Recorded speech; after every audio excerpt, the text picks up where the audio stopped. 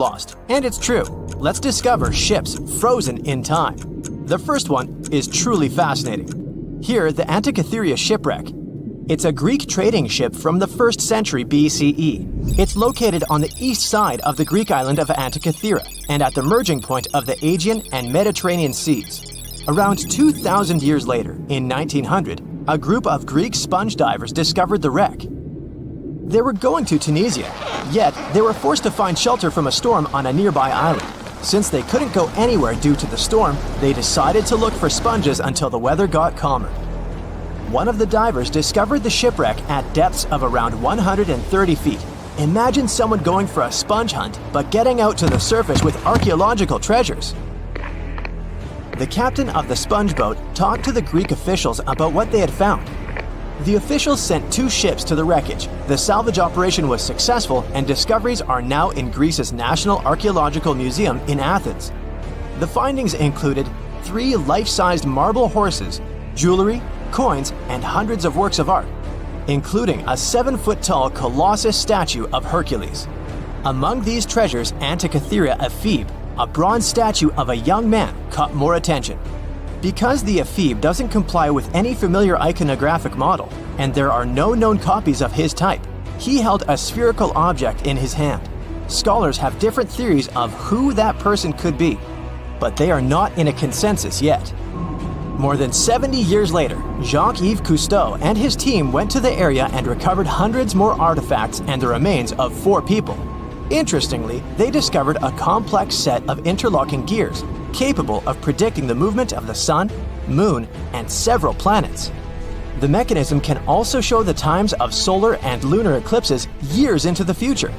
Think of this Antikythera mechanism as an early computer calendar, to plan significant events like agricultural activities, religious rituals, and Olympic Games. These artifacts found in the Antikythera wreckage are some of the most important findings in modern archaeology. Just the Antikythera mechanism itself has changed our perception of the limits of ancient technology. The mechanism has a sophisticated design and was made over 1,000 years ago. After all these amazing discoveries, experts believe that the wreckage site has remained largely unexplored and is mostly because of its location and the landscape of the seafloor on which the ship rests. The wreck is too deep for scuba divers but too shallow to use something like a submersible. A survey made on the seafloor in 2012 showed evidence of a second wreck about 800 feet to the south. It's clear that this area has a lot to offer humanity. What would happen if those sponge hunters didn't go to the area? Scientists found a shipwreck in Antarctica at the bottom of the Weddell Sea, 107 years after it sank.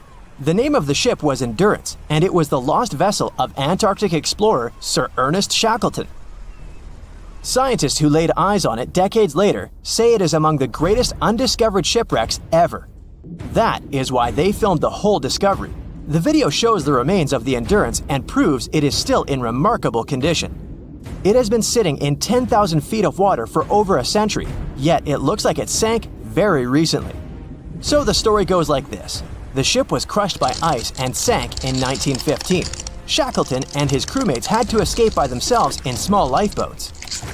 From then on, it was all about survival. Shackleton imagined to get his crew to safety. Then, the ship sank.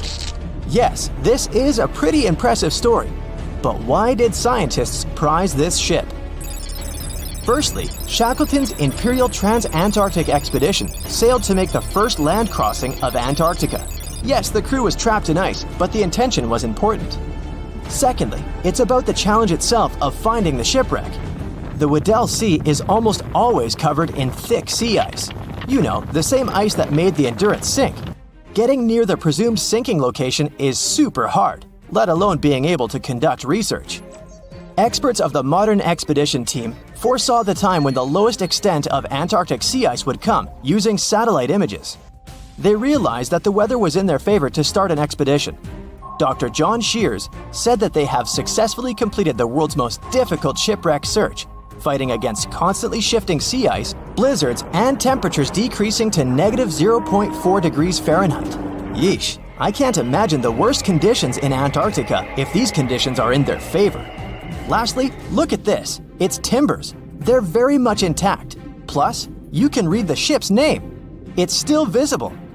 Marine archaeologist Menson Bound says that this is the finest wooden shipwreck he has ever discovered. He has 50 years of career experience, so I believe the guy. So how come the wood is not rotten? Dr. Michelle Taylor, a deep-sea polar biologist, said that there has been little wood deterioration because the wood-munching animals are not in this forest-free region of Antarctica. Workers of a coal mine in East Serbia discovered 3 shipwrecks that had been there for at least 1,300 years. The largest shipwreck is an ancient Roman fleet. It's around 50 feet long with a flat bottom. It's estimated that the ship could carry a crew of 30 to 35 people. Looking at its hull, you can see the marks of repairs. Wow, this one had a lengthy career. You know, it gives us insight into more than 1,000 years ago. The 2 smaller vessels, on the other hand, match descriptions of boats used by Slavic groups to attack the Roman frontier. These 2 have been discovered under mud and clay in an ancient riverbed. Apparently, in those times, there was a Roman base in a place called Viminacium City.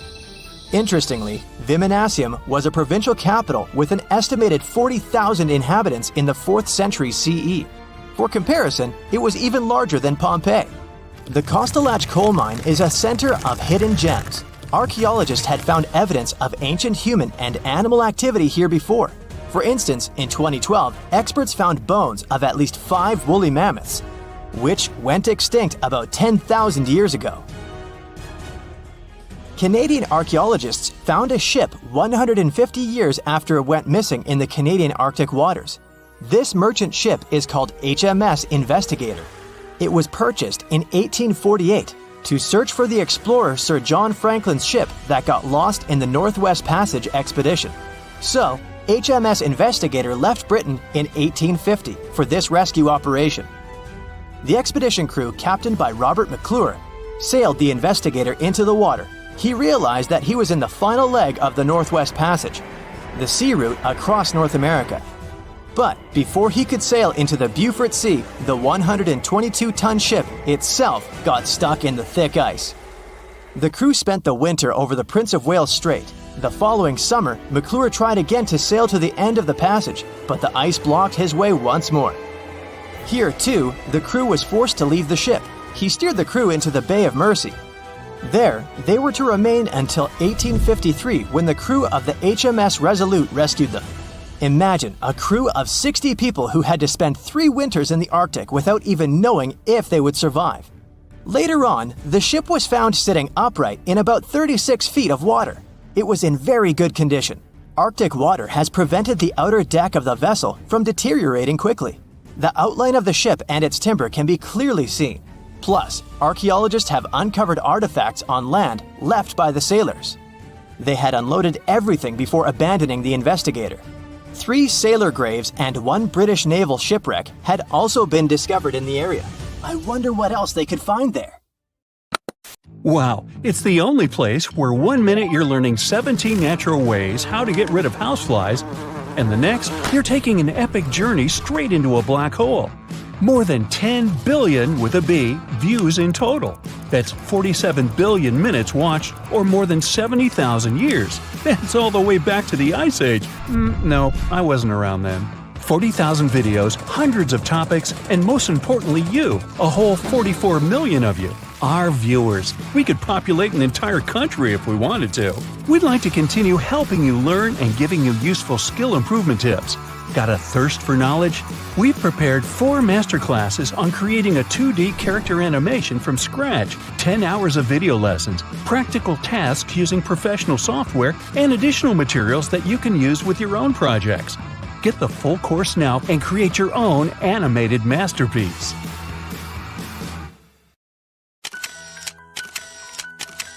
At the beginning of the 20th century, somewhere off the coast of West Africa, a German steamship was leaving the port. Suddenly, the weather got worse, and the vessel entered a thick fog. The sailors ran aground on a sandbank close to the shore. Luckily, no one was hurt, and they were even able to save their precious cargo. But the ship was stuck in the sand for good. And it was not alone there. Nearly the entire length of the western coast of Namibia is called Skeleton Coast. If the name sounds scary, that's because it is. This 976-mile-long beach line is among the most dangerous places on Earth. The local Bushman tribes believe that their supreme deity made this land when it was angry. The Portuguese were the first Europeans to set foot in Namibia in the 15th century. And yep, they didn't like Skeleton Coast either. Portuguese explorers thought this land presented the gates to the underworld. This is the place where the Namib Desert meets the Atlantic Ocean. It might be dangerous, but it's actually beautiful. Plus, it's a UNESCO World Heritage Site. If Skeleton Coast had a PR manager, they would quit on the first day on the job. The area is not exactly tourist-friendly because of its geography and history. Beneath the sand and the waves, there is a secret ocean currently lurking for unsuspecting sailors. It's called Benguela Current. It flows towards the north along the coast of southern Africa. This part of the Atlantic is rich in marine life, but the current's land neighbor isn't that happy with the deal. This arid climate created the Namib Desert, one of the driest regions on Earth. And that marine life I just mentioned? It's sharks. 11 species of them to be exact. And yes, the great white decides to pop by once in a while. So far, we've got a desert landscape, strong currents, and sharks. Not a place for a beachside resort, definitely. But if someone ends up on Skeleton Coast, will they know they're in danger? Don't worry, they will. The beach is littered with wrecks of all sizes and shapes. If you remember that German ship I mentioned in the very beginning, its massive and rusted stern is now sticking out from the desert sand. There are some 500 wrecks in total scattered along the coast, and it's a mixed crowd, from Portuguese galleons centuries old to ships that ran ashore here in the 21st century. A modern fishing ship called Zela India managed to slip from its tow rope in 2008 and ended up on Skeleton Coast. Okay, it didn't escape on its own, it had some help from the elements. But it's better to be a tourist attraction on a beach than to be broken up for scrap. That's where the trawler was originally going, poor thing. Skeleton Coast's most famous inhabitant, to call it such a place, is the wreck of the Dunedin Star. The British cargo liner ran aground here in 1942. The massive rescue operation that followed reveals why it's so dangerous for sailors to end up here. The rescuers managed to save all of the crew and passengers, but at a heavy price. An aircraft and a tugboat were lost in the process. It took the last of the rescuers a full 2 months to return home to Cape Town. Why, you might wonder? One look at the map of the region reveals the reason. It's an endless sea of yellow, which is the sand. There are so few roads here, so Skeleton Coast is hard to reach by land. There are also legal obstacles. You need a special permit to drive into the area. But the skeletons in the name of the area don't only refer to ships, they also stand for animal bones. Most of these belong to whales and seals. Many animals have adapted to the area, so lions and hyenas roam the coastline in search of a meal. Yeah, now there are hungry lions as well, as if those sharks weren't enough. Other animals with a temporary residence on Skeleton Coast include elephants, cheetahs, leopards, and giraffes. In 1971, the Namibian authorities established a national park here, but except for surfers, after an adrenaline rush, they don't get many visitors. You can understand why. The Namib Desert is the oldest desert in the world, and it's not very tourist-friendly either. Those who travel to the region should pack sunscreen and a warm winter jacket. A weird combo, right? Well, not so much when you think that during the day, temperatures soar over 110 degrees Fahrenheit. At night, the air temperature drops below freezing. What a climate roller coaster! And that's not the final danger. Yep, there's more. Remember how that German ship got lost in thick fog? Yeah, it wasn't a one-off event. Because of the region's climate, fog shows up frequently. Sailors should cover their ears now, but this fog is actually good for wildlife. This is their only source of water in the Namib Desert. Reptiles and mammals have adapted to the harsh climate. They use as little water as possible. Shifting sands, thick fog, strong currents, lions, and sharks. Not the stuff you would put in a tourist booklet, but Skeleton Coast isn't the only beach on Earth you wouldn't want to spend your vacation on. I will take you to Cape Tribulation in Australia. The area covers some 48 square miles in the northwestern part of the continent. And no, the area is not as dry as Skeleton Coast. It's part of the Daintree rainforest. You could say that here, it is the rainforest, not the desert that meets the ocean. The beach at Cape Tribulation is straight from a postcard. But looks can be deceiving. Australia? Probably sharks. No, crocodiles are out here to get you if you decide to go for a dip in the sea. There are saltwater crocodiles that the locals call salties.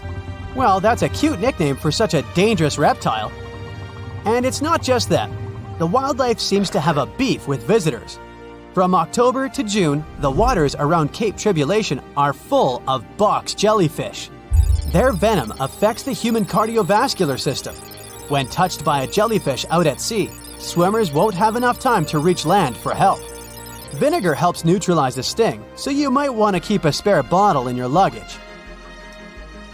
Crocodiles and jellyfish sound dangerous, but there's one more animal you should look after. It's the wild boar.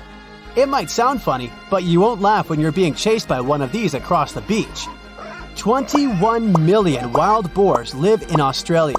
They're mostly active at night, making it even more dangerous if they charge at you. The best defense is running in circles. Wild boars can't cut corners well. That's probably why we don't see many of them taking up careers as race drivers. Cape Tribulation has one last danger installed for you, and it's not an animal.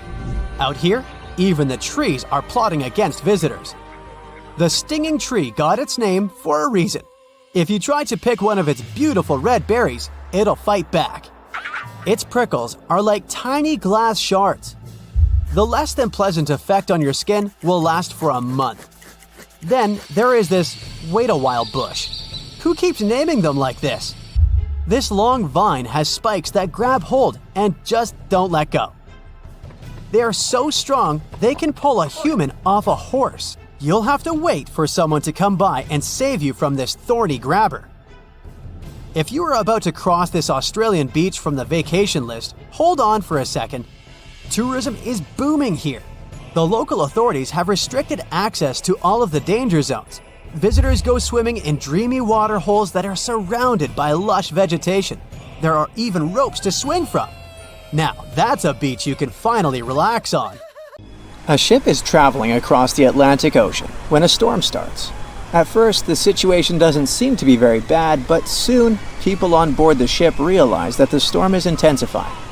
Waves are huge, and nothing can save the ship. It's starting to sink. On board, there's only one lifeboat. Sadly, it can only hold one person. The captain is in a terrible situation. He needs to decide which passenger can be given a chance to survive. Besides the captain, there are 8 people on board. Some of them seem to be lovely. Others look like villains. But you might not know the truth until it's too late. The first passenger is Alex, a 28-year-old talented artist. He's just had his first international exhibition and is boasting about that left and right. He claims to dream of inspiring the world with his art, but did I mention it's his shy twin brother who painted those masterpieces? And Alex just steals his shine? Next is 23-year-old Maria, who's 8 months pregnant. She's quite spoiled, often behaves unreasonably, and treats the staff on board badly.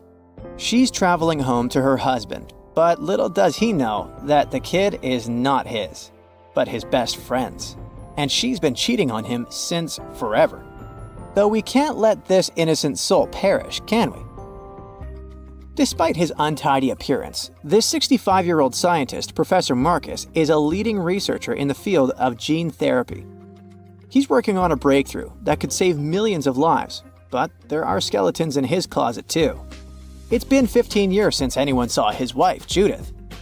Does Marcus's scientific progress have something to do with the mysterious disappearance of his wife? Dr. Anna is 34 years old. She's a surgeon who saved hundreds of lives during natural disasters. She succeeded as a doctor, but failed as a parent.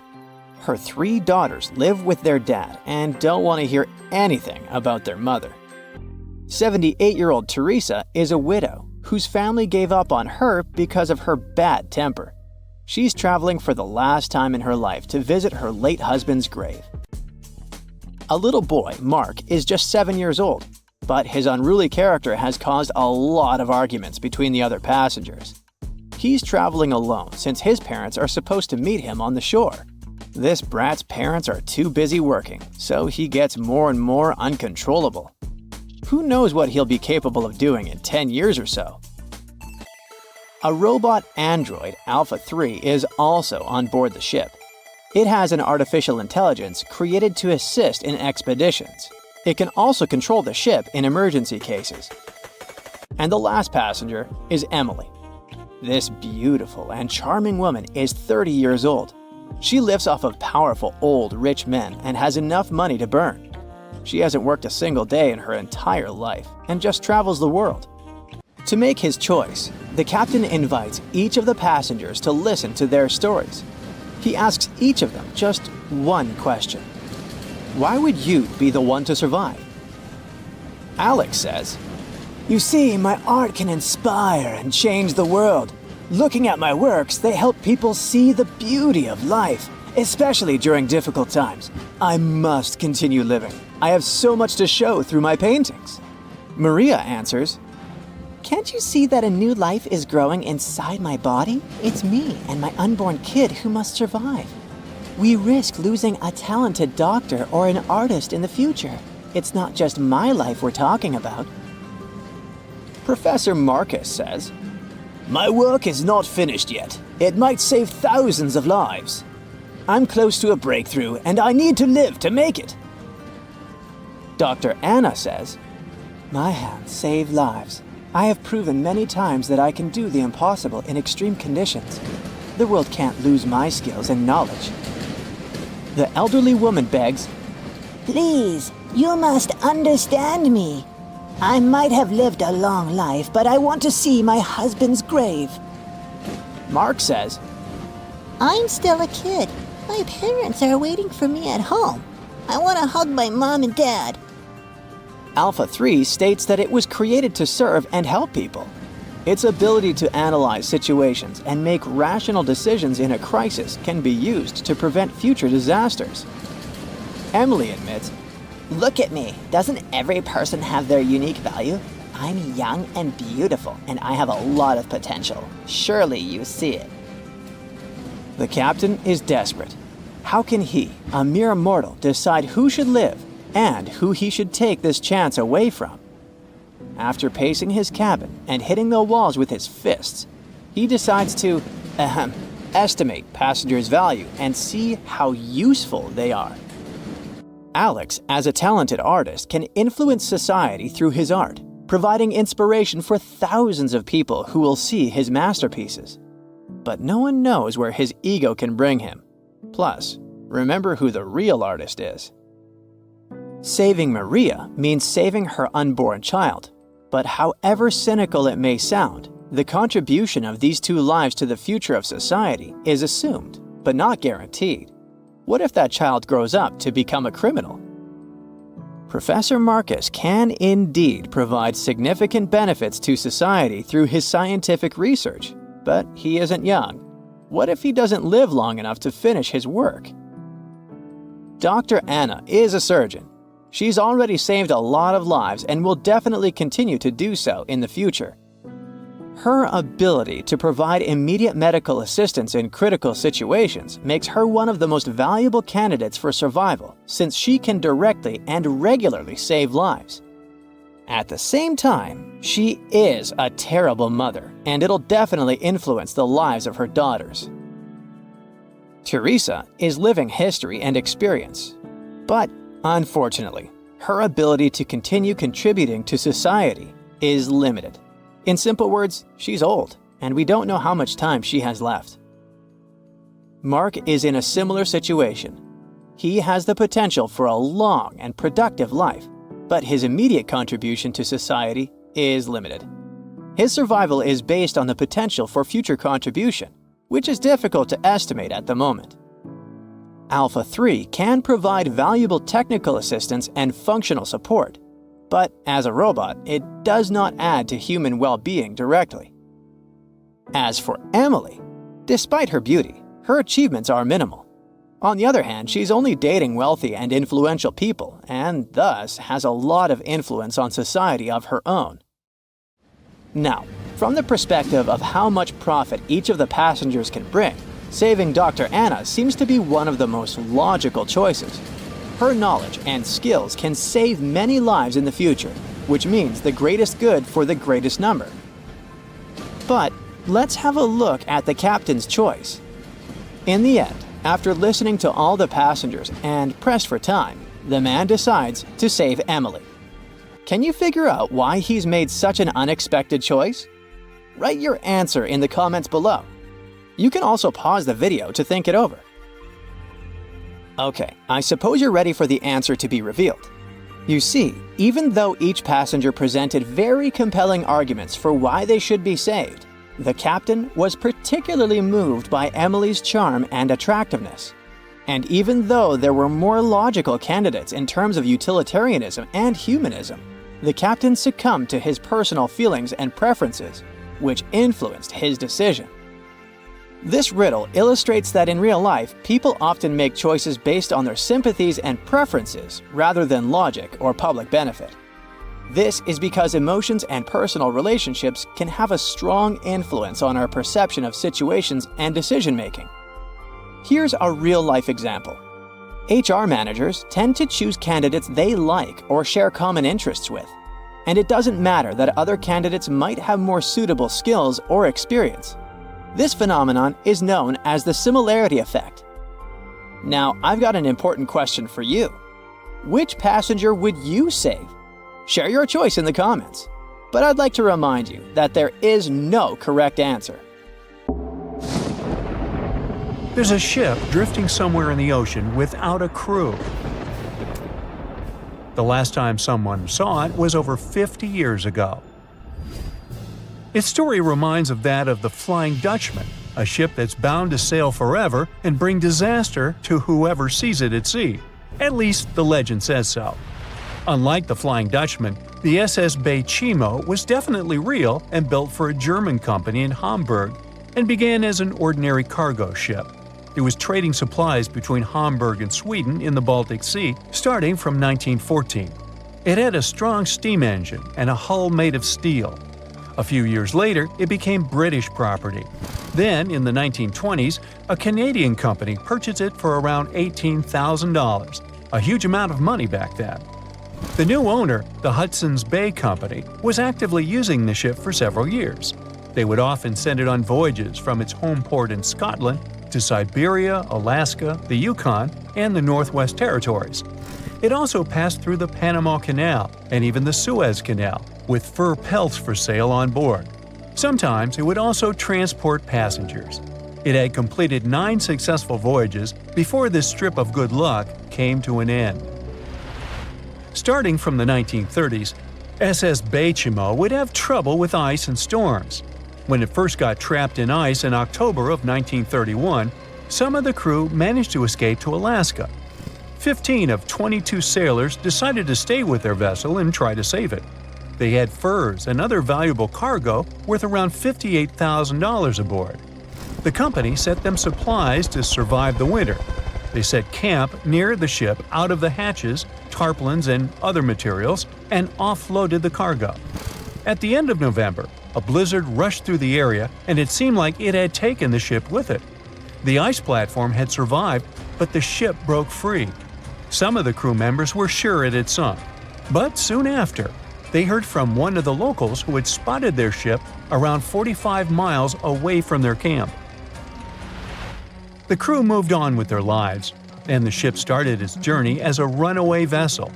People would spot SS Bay Chimo once a year or so, all the way until 1965. It was mostly spotted off the coast of Alaska.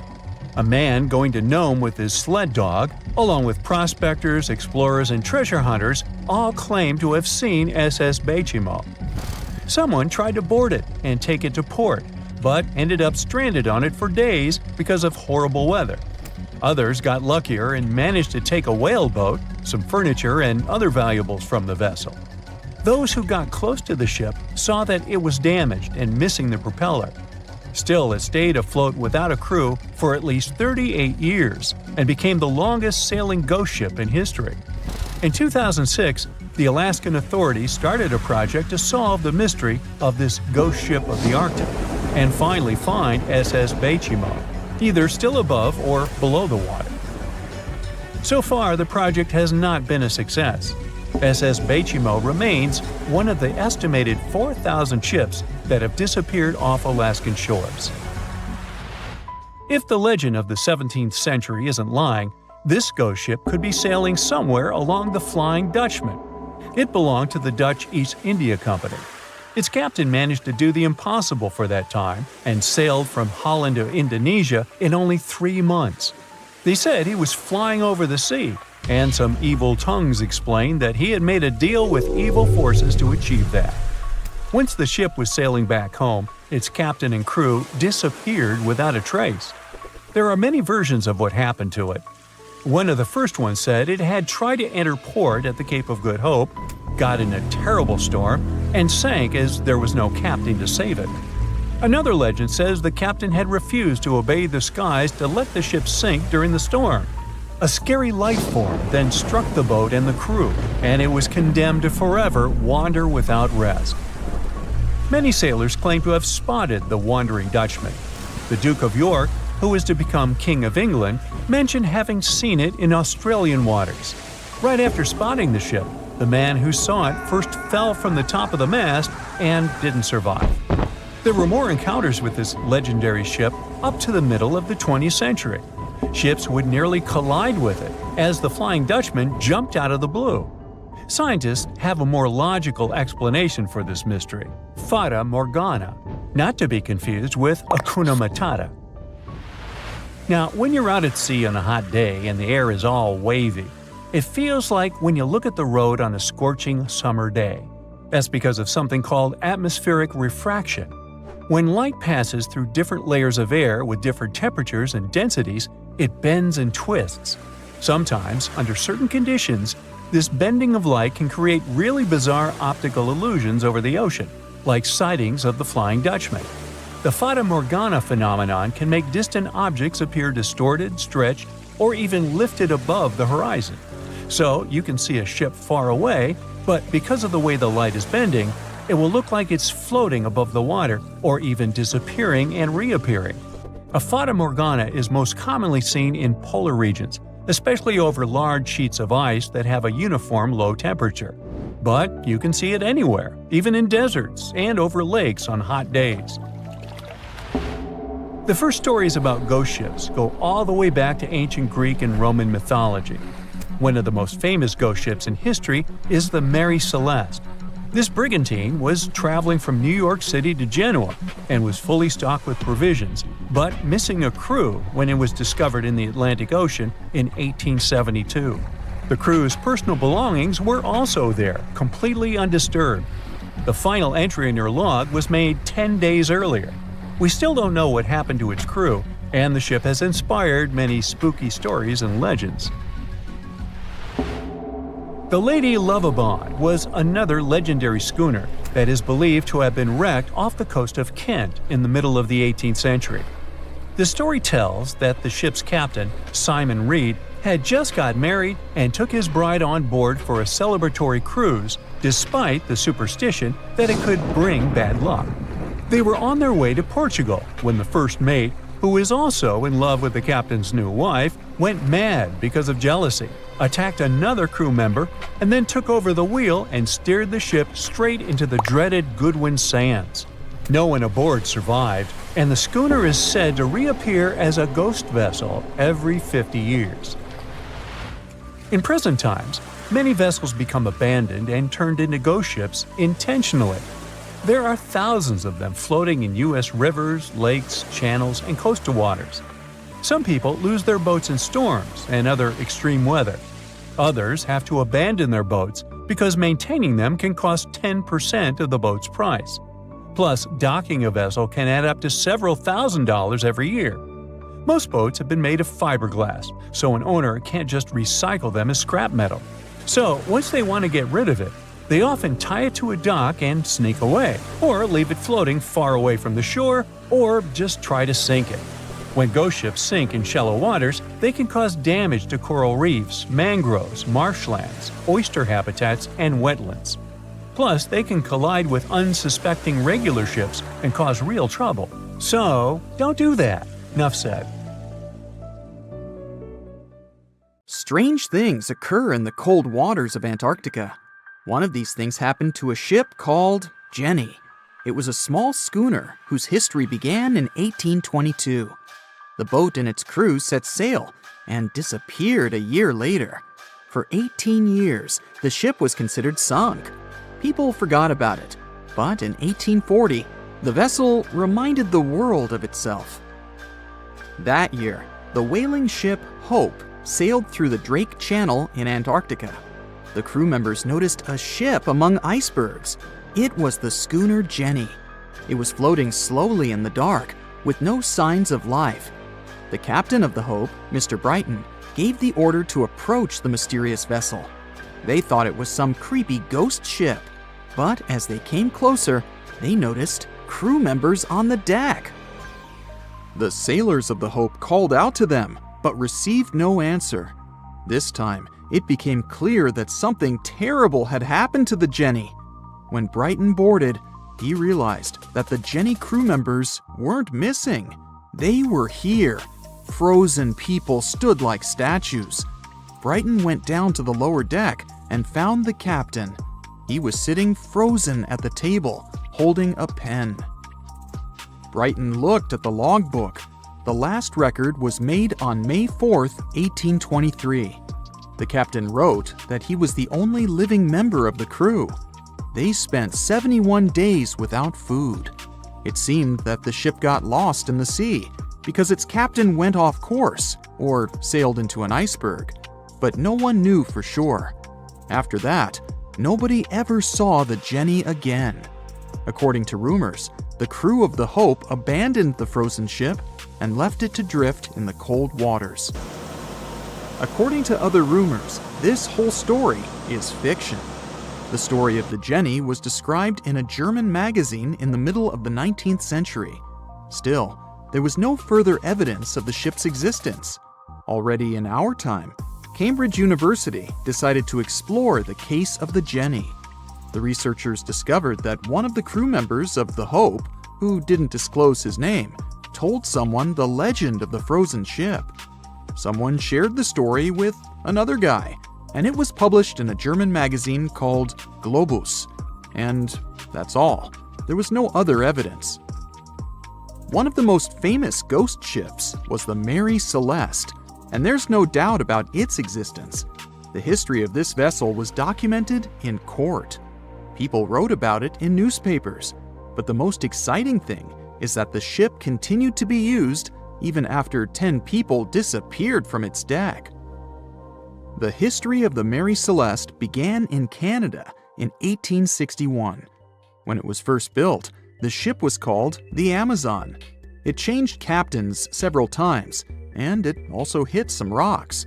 The boat was sold, bought, then sold again, repaired, and sailed under the name Mary Celeste. In 1872, it had a new captain, Benjamin Briggs. He was a decent, brave man with a lot of experience in navigation. He had a beloved wife, a daughter, and a son. When he went on his last voyage, he took his wife and daughter with him, and his son stayed in America. In November of 1872, the Mary Celeste sailed from the port in New York with 10 people on board and disappeared. 8 days later, another ship, the Dei Gratia, also left New York and followed the same route. Dei Gratia's captain, David Morehouse, noticed the Mary Celeste and immediately realized something was wrong. The ship was moving too freely, as if no one was controlling it. The captain tried to contact the crew members, but no one answered him. Then, together with other sailors, he climbed aboard the Mary Celeste. The ship was in good condition. There was no damage. The hold was slightly filled with water, but it could be easily pumped out. Everything seemed fine, but one lifeboat was missing. The crew members' valuables were in their cabins. The cargo was in the hold. The supplies of water and food were untouched. Judging by the records in the logbook, the ship was caught in a storm, but it was not too strong. Other ships also sailed through this storm, but nothing bad happened to them. The last record was dated November 25th, and it claimed that everything was fine. The sails of the Mary Celeste were slightly damaged, but perhaps it happened after the crew had disappeared. The whole ship was in excellent condition, but what made the people leave it? Part of the crew of the Dei Gratia stayed on board the Mary Celeste to bring it to dry land. Everything went well. They delivered the ship to the closest port. Next, the captain of the Dei Gratia appeared before the court and told about what had happened. However, the prosecutor and the judge didn't want to believe in the story of the Mary Celeste. They were sure the captain got rid of the ship's crew to get money for its cargo. According to the maritime laws of that time, if you found a ghost ship with valuable cargo, then a substantial part of this cargo belonged to you. So, many people thought that David Morehouse decided to earn some money. This version seemed to be more valid than the one about the mysterious disappearance of 10 people. Fortunately, no one accused the captain of committing a crime. They thanked him for his service and gave him a monetary reward. However, his reputation was damaged, which greatly affected his career, as many believed he attacked the crew of the Mary Celeste. But even after this terrible case, trial, and investigation, the story was not over. The Mary Celeste was still an expensive and efficient vessel. It sailed several times, but then one captain crashed it into the reefs to get insurance. The court revealed this deception and accused the captain of intentional property damage. The story of the Mary Celeste became famous all over the world. People began to build their theories, realistic and not. Someone believed the ship had sailed through the Bermuda Triangle, but this version was quickly refuted, as the route of the Mary Celeste passed thousands of miles away from the Bermuda region. Did the Kraken or another giant monster attack the ship? Nope. Since the boat was found in almost perfect condition, there were no signs of a struggle. One of the most popular versions was that the crew of the Mary Celeste stole some valuable cargo and sailed to Spain on the rescue boat. However, those who knew Captain Benjamin Briggs said he was a good, honest man. Besides, he had a son in New York, and Briggs would never leave him. A more thorough investigation revealed that a series of accidental circumstances could have caused the disappearance of the ship's crew. Before its last voyage, the vessel delivered coal. Perhaps the pump intended for pumping water got clogged with coal after that, and when the ship got into a storm, the hold filled with water and the pump broke. The captain couldn't understand the amount of water because numerous barrels in the cargo hold blocked the view. Benjamin Briggs assumed it was dangerous to stay on the ship during a storm, so he evacuated with the passengers on a lifeboat. Perhaps they were close to land and decided to sail there, but the storm intensified and overturned the boat. Also, one record in the log journal said that the chronometer was faulty. It was a device that helped to determine your location at sea using longitude. Briggs got lost and didn't know which way to sail. The storm was strong, and he couldn't determine whether the ship would sink. Perhaps Briggs decided to leave the ship in a rescue boat when he saw the coast of the Azores. The uniqueness of this ghost ship case is that, unlike many others, you can investigate it yourself. There's a lot of information about the Mary Celeste on the internet. There are documentaries and research articles. Perhaps you'll be able to notice something that others haven't seen and solve the mystery of the disappearance of 10 people. The movie Jaws came out in 1975, and since then, people have been terrified of sharks. Some people fear seeing a great white's head come out of their showers, not to mention the fear of running into one at your local pool. Of course, none of this is actually possible, but some other scary shark stuff is. Like yes, sharks can attack boats. They probably won't sink one. It depends on the size of the shark and the size of the boat.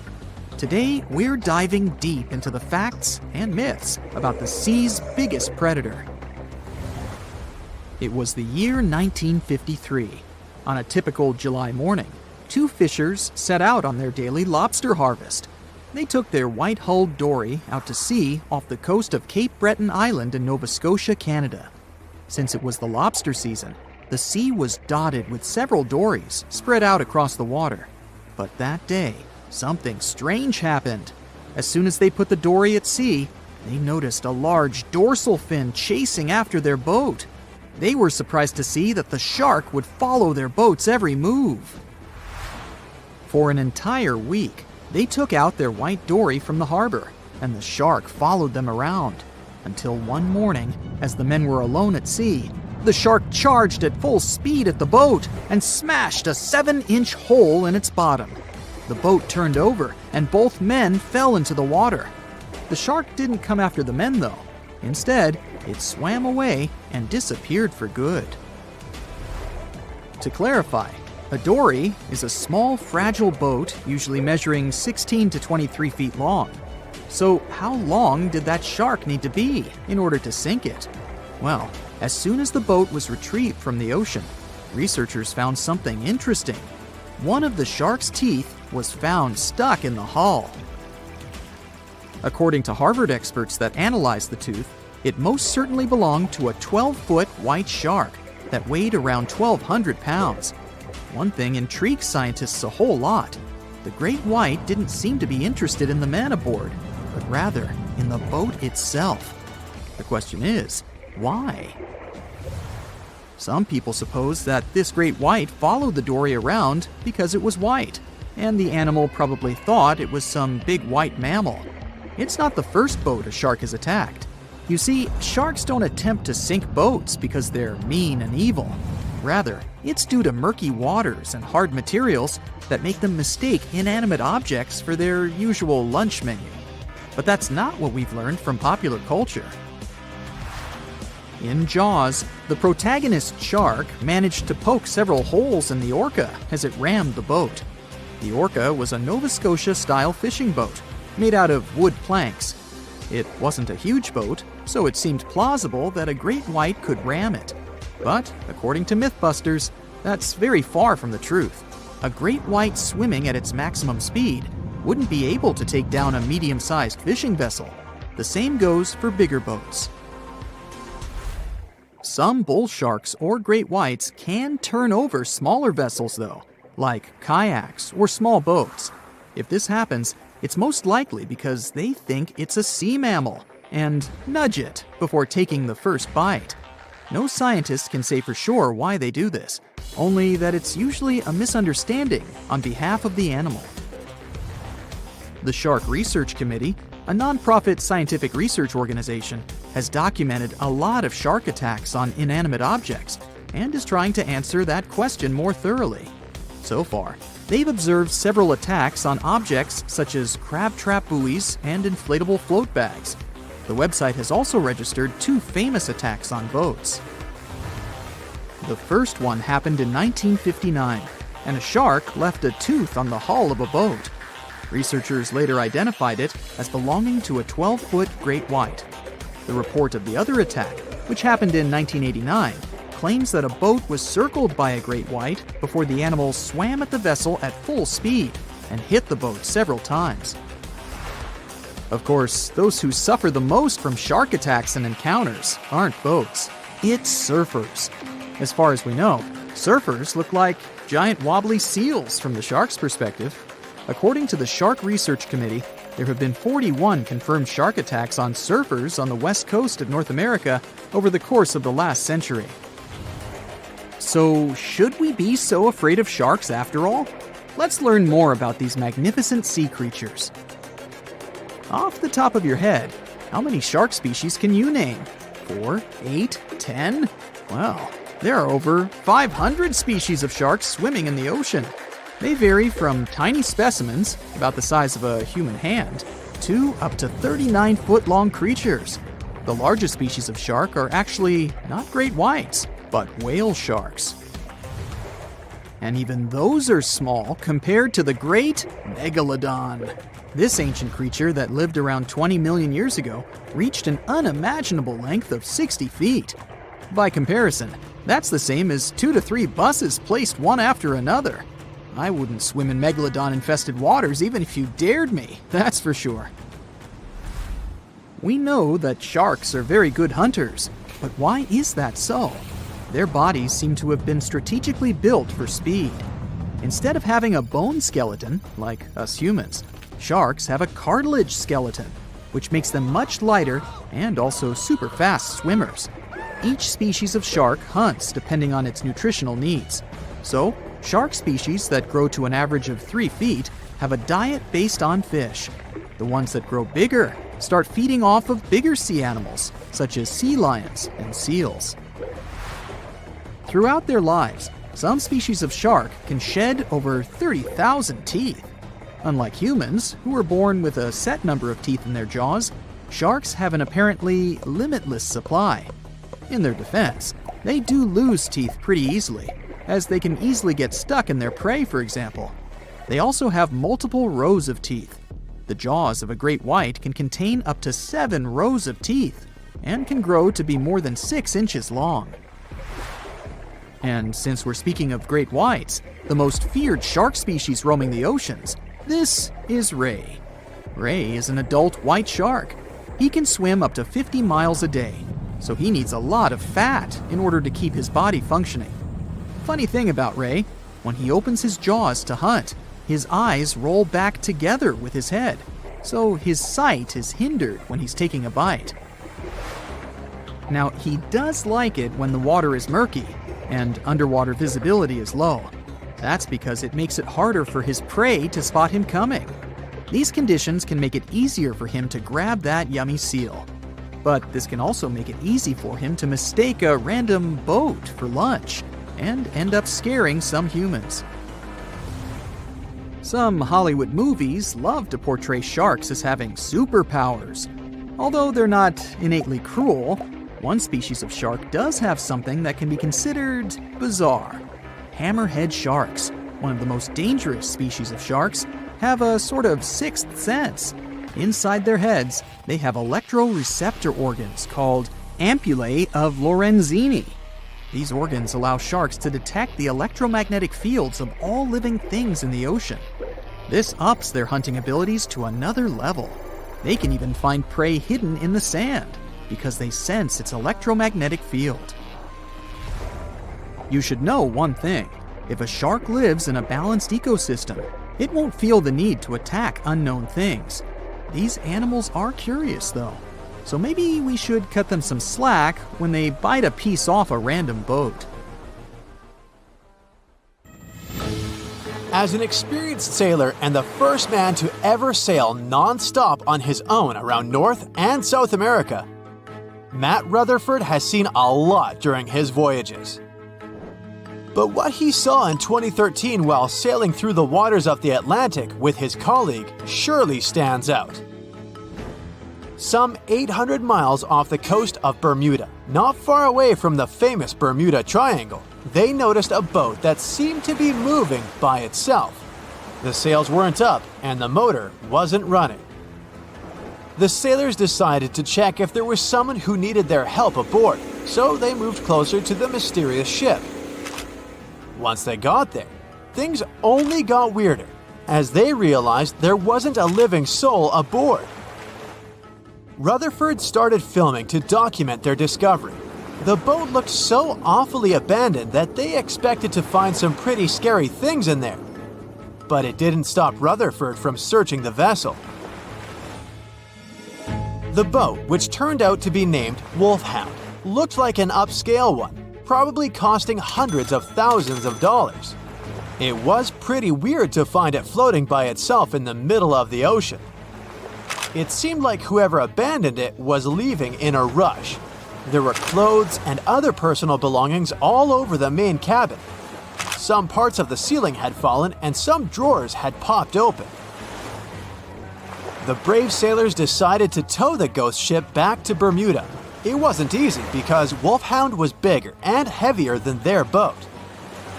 After days at sea, the crew was running low on fuel and asked a passing freighter to stop and give them some gas. They kept pulling Wolfhound until the tow line got wrapped around the rudder and they realized they could get stranded in the Bermuda Triangle. So they had to abandon the ship. What really happened and how Wolfhound ended up in the middle of the ocean will probably remain a mystery. Rumor has it that it belonged to a member of the Royal Irish Yacht Club. The ship was going on its first voyage from Connecticut to Bermuda and then Antigua. It got in a terrible storm around 400 miles away from Delaware. The winds were so strong that the yacht suffered 2 knockdowns. A Greek cargo ship rescued the crew. They left the ship with an emergency beacon on. The rescued crew members shared that they saw the ship sink, which only adds more questions to the story. How did it get back to the surface? Does the Bermuda Triangle have anything to do with that? Christopher Columbus himself reported some unusual compass activity going on in this mysterious area while he was on his way to the New World. Despite the stories of more than 50 ships and 20 planes disappearing in the area, it remains one of the most heavily traveled shipping routes in the world. Some skeptics believe that this fact solves the Bermuda Triangle mystery. It could make sense because the busier the area, the more accidents happen there. But then again, it's not the number of disappearances that makes the place so mysterious. It's the lack of explanation and wreckage lost for good. The first ever confirmed ship to vanish in the Bermuda Triangle was the USS Pickering. In 1800, it departed from the US on its way to the West Indies. The ship sailed into the Bermuda Triangle along with its 90-man crew.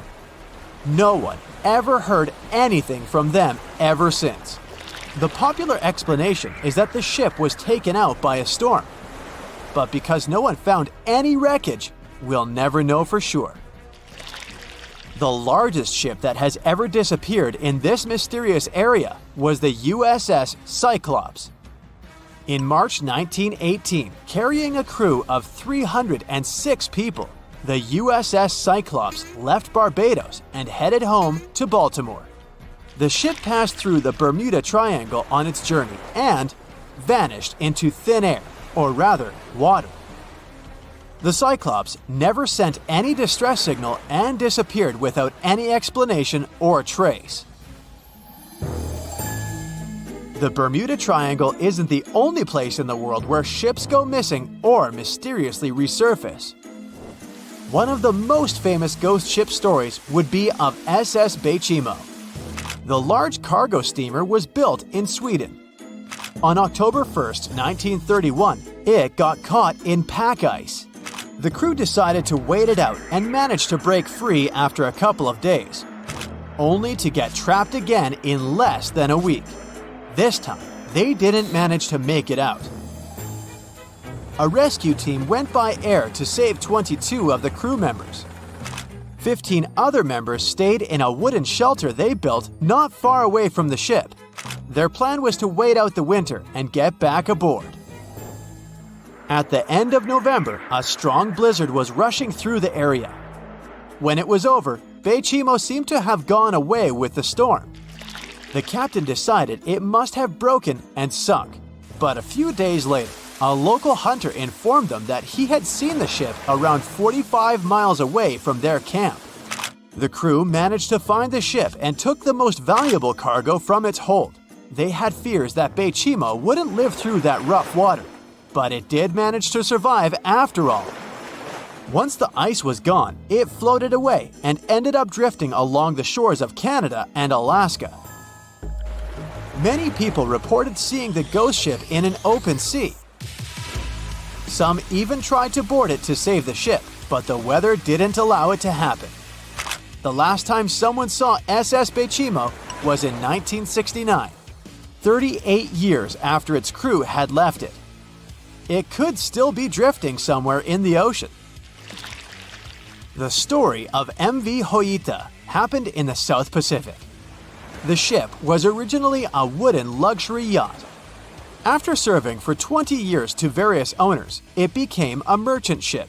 In 1959, it set on a trading voyage that was supposed to last around 2 days. When it didn't reach its destination on time, no one was worried at first as things happen in the open waters. After another day, and no distress signals from the Hoita, it was obvious that something serious was going on with it. There were 25 people aboard, and their families wanted to find them. A search and rescue crew worked for 6 days looking for the ship, or at least its wreckage, in an area of nearly 100,000 square miles. That's 1.5 times as big as Florida. Sadly, the mission had come back with no results. It seemed like Hoita had disappeared without a trace. A month later, another merchant ship noticed Hoita drifting in the ocean, miles and miles away from its original route, and none of the crew members or passengers were on board. The cargo had also disappeared. The lifeboats were also gone, so the people must have escaped the ship hoping to save themselves. It turned out that the crew had been trying to get help as they tuned the radio to the International Distress Channel. But the damaged cable didn't let them send the signal any further than 2 miles. It also looked like when they were leaving the ship, the crew took the logbook with them, and we still don't know what exactly happened to Hoita. Family members of those who were on board are still looking for answers. One professor claims it must have been a corroded pipe that leaked and flooded the vessel, but we'll most likely never know for sure. In the Pacific Ocean, near Japan, there is an area nicknamed the Devil's Sea. It's believed to be one of the 12 vile vortices around the Earth. Some people claim that vile vortices have weird things going on in them because the pull of the planet's electromagnetic waves is stronger there than anywhere else. The most famous ship that disappeared in the area was a fishery patrol vessel in 1952. The ship went there to investigate the vessels that went missing previously and disappeared along with 31 crew members.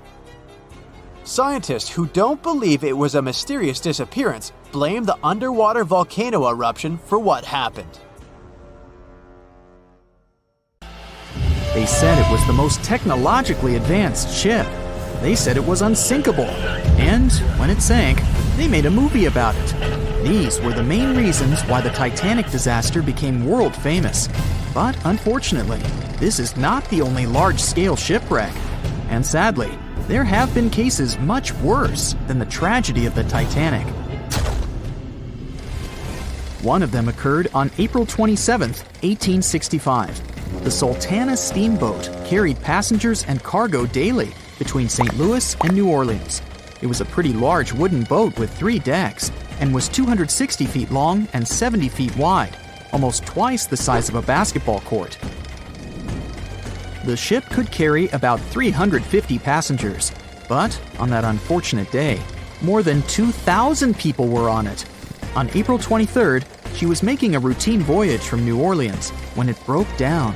Something was wrong with the boiler, so the vessel docked in Vicksburg for repairs. At the port, the ship's captain, James Cass Mason, found out about an excellent opportunity to earn a lot of money. All he needed to do was to transfer a large group of former prisoners to the north. The captain agreed to do it, but the problem was that the boiler required a lot of time to repair. Mason was afraid that his competitors would take the job, so he decided to sail despite the malfunction the ship had. He patched up the holes in the boiler instead of a big repair and invited all the ex-prisoners on board. So, there was a broken boiler, an excess number of passengers, a lack of lifeboats, and not the best river conditions. Also, the captain refused to send the ex-prisoners to the hold, so they were all with ordinary passengers. There were strong chances for a shipwreck, but the greedy desire to earn more money was stronger. The Sultana went on a voyage and sailed up the river for 2 days. At this time, one of the biggest Mississippi floods in history began. The river overflowed its shores because of the flood, with the water level rising several feet. all the trees on the shore disappeared, and only the tops were sticking out of the water. The ship sailed opposite this powerful current, making the boiler work too hard. On the evening of April 26th, the Sultana arrived in Memphis, Tennessee, and they loaded even more, 120 tons of sugar and 200 passengers. She got incredibly heavy. Around midnight, the ship continued its dangerous journey. The captain sailed to barges to load a shipment of coal. At 1 a.m., the vessel left the barge. At 2 a.m., the broken boiler, unable to withstand the load, suddenly exploded. The Sultana was just 7 miles north of Memphis. Few people survived that day. The problem was that passengers trying to escape from the fire jumped into a cold river with a strong current. The Sultana disaster is considered the most tragic shipwreck in the history of the United States. The exact number of those who didn't survive is still unknown. According to various sources, this number was from 961 to 1,800 people. Don't be surprised that almost no one knows this story. There were many more survivors in the Titanic tragedy, and everybody heard about it. But the Sultana sank during one high-profile event. 12 days before the shipwreck, the country lost Abraham Lincoln. People hadn't yet recovered from this news, so no one paid much attention to the tragedy of the Sultana. Many catastrophes happened quite recently by historical standards. One of them occurred in 2002. The ferry La Jula was a Senegalese vessel. The ferry sailed twice a week, mainly along the coast of Dakar, carrying passengers who traded mango and palm oil. It made daily voyages and never faced severe problems thanks to modern rescue equipment and good repair service. But one day, the ship's crew discovered a malfunction and sent the boat to port. For almost a year, La Jula was in a non-working condition, awaiting repairs. But it didn't get high-quality service. After poor maintenance, the ferry set off on its last voyage. On September 26, 2002, La Jula sailed between southern Senegal and Dakar, and at 11 p.m. headed toward Gambia, where a strong storm began. The wind raised high waves, but this wasn't critical for the large passenger ship unless the number of people on board didn't exceed the established norm. La Jula was supposed to carry about 500 passengers, but had many more people that day. Too many passengers, poor repairs, and a strong storm caused severe problems for the ship. But the main factor in the shipwreck was that La Jula was only built for sailing in coastal waters, but that day, it sailed far from the shore. Big waves started rocking the boat, and at some point, it just turned upside down. The ship's deck went underwater, and its lower part stuck above the surface like an iceberg. All the passengers sitting in cabins fell on the ceiling and lost their orientation in space. There were no holes or damage in the ship's hull, and water flooded the lower decks for a long time. The vessel stood in a twisted position for several hours. Then, the boat began to sink when the water seeped through the deck and hold. The ocean was warm, but no one came to save the passengers. People had to wait almost 4 days to be rescued. Unfortunately, only a few managed to survive. The Philippines is a very dangerous area for ships. This place consists of several thousand islands and a vast area with shallow water. Ships can run aground and damage the hull with reefs and pitfalls. On September 20th, 1987, one of the most terrible disasters in navigation history occurred there. A Philippine passenger ferry called Dona Paz left one of the islands and sailed toward Manila. The sun was shining, the ocean was calm, and the visibility was good. But for some reason, the crew members didn't notice how the tanker Vector was approaching them. The two ships collided at low speed. The collision wasn't strong, but the problem was that the Vector had tons of oil on board, and the Dona Paz crashed into the cargo hold where that oil was stored. So it spilled all over the ocean, and then a spark slipped through. Not only did the two ships catch fire, but also filled with water. Both ships sank in a matter of seconds. Only a few dozen people survived that disaster. On September 27, 1854, the passenger ship Arctic sailed from Liverpool to New York. The fog came rolling down, and visibility got really bad. Another boat appeared out of the thick white haze, the French steamer Vesta. The ships were close enough to each other that a collision was inevitable. The French vessel was smaller, so it seemed to the Arctic's captain that Vesta had received a lot of damage. And while he was staring at the other ship, his boat got quickly filled with water. The captain gave the order to sail to the shore as fast as possible, but the ship's engines stopped working because of the flood. Then the ship's crew started to lower lifeboats with women and kids. Still, when rescuers found lifeboats with people, it turned out that only 87 out of 400 people survived, 65 crew members and 22 passengers. Surprisingly, there were only grown men among them. The ship's captain survived by clinging to the wreckage. All newspapers wrote about this story as one of the most terrible and shameful tragedies in navigation history. The survivors were criticized because they didn't save women and kids, and the crew members were accused of violating the law, since the safety of passengers should be higher than the safety of sailors. But despite this, none of them were brought to responsibility. Unfortunately, shipwrecks still occur to this day, but fortunately, there are fewer of them than before, thanks to modern navigation systems and radar. But no technology can guarantee there won't be a super strong storm or any other emergency that no one can foresee. More than 25 million people boarded cruise ships globally back in 2017. It may not seem like a lot, but that's more than the total population of Belgium. It's a great vacation alternative with an added bonus. You can sample various different destinations for future time off in one single trip. If you've already booked a trip on a cruise ship, but you still have no idea what you should pack, start with some research on your specific cruise location. Either way, be sure to bring deck-friendly shoes that are low-heeled. Also, add a pair that's comfortable to walk on larger distances for the days spent ashore. Depending on the season, you might want to add a few swimsuits too. If you're on any type of medication, make sure you bring it with you in its original packaging. If you're a light packer, don't worry. Most cruise ships come equipped with laundry rooms. They're kind of pricey, especially if you want your garments to be washed, ironed, and folded for you. But it does save you the extra hassle of packing more clothes or washing them for yourself. It's really important that you check in with your credit card company before boarding a ship, more so if your itinerary includes one or more foreign countries. Your credit card might get frozen if there's any unusual activity on your account. Most of these companies have algorithms that get triggered once there are charges from different countries in rapid succession, which is exactly what you'll be doing on a cruise ship. Letting them know beforehand saves you the embarrassment of having your card declined at some fancy restaurant. To make sure you get the best room, before booking it, check out the ship's deck plan. It should be available on their website.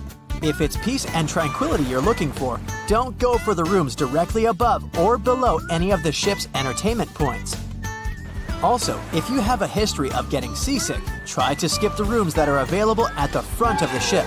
Rather, go for those located in the middle of the ship on a lower deck. You'll feel less movement. If it's your first time going on a cruise, you might be surprised to know that some cabin rooms don't have windows. Before making a reservation, make sure to check out all the amenities of the room you intend to book. Most cruise liners add a bunch of pictures from the common rooms on their reservation pages, and it might be a bit confusing as to what you're getting exactly for that specific price point. Also, some rooms on board are quite small too. If you don't like to sleep in small spaces, you might want to upgrade to a larger room, even if it's a bit pricier. You can always split the cost with a friend if they want to join you on the cruise.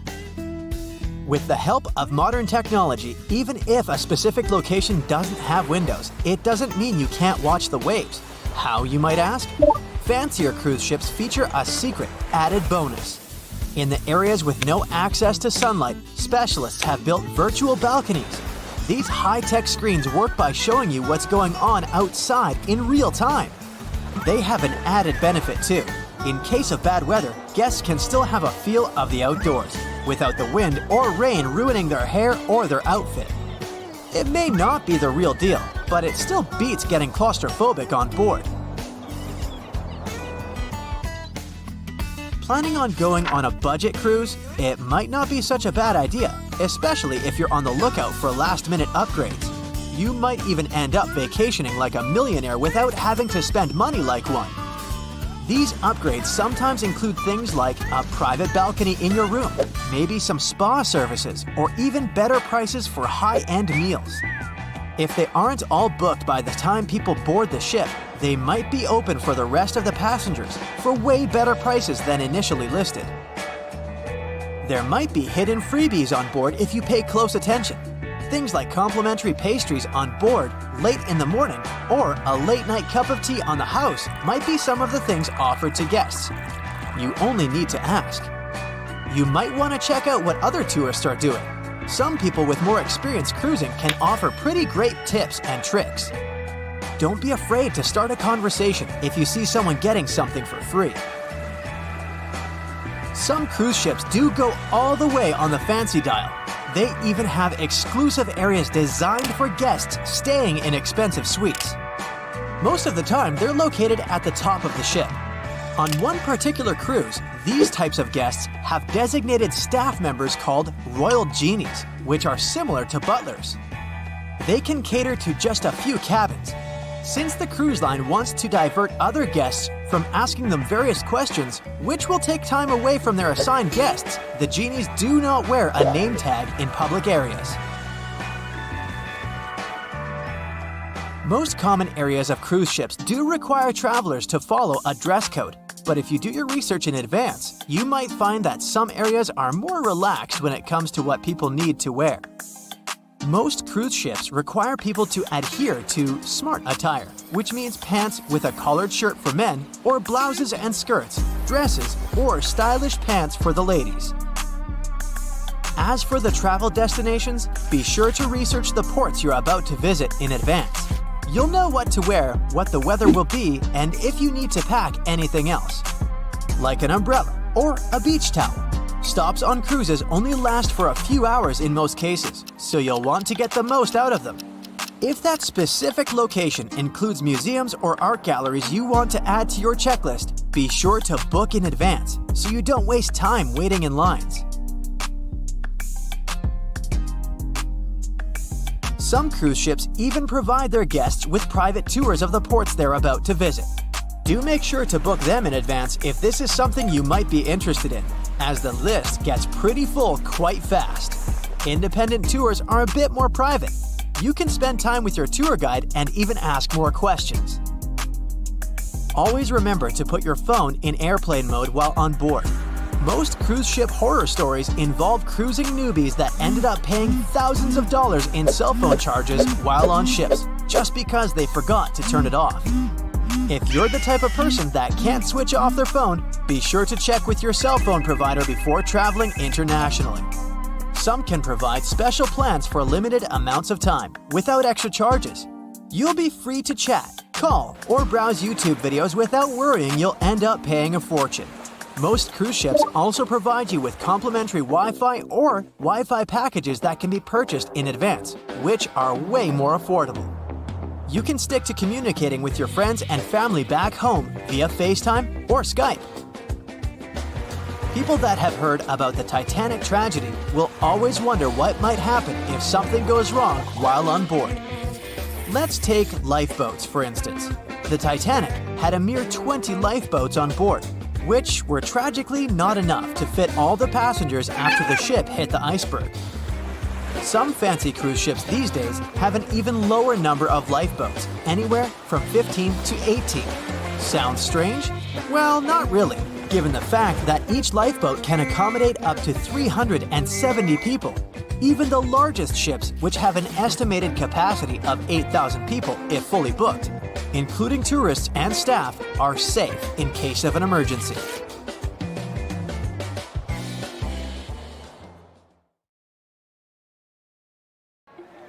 So in 2017, over 25 million people boarded cruise ships all over the world.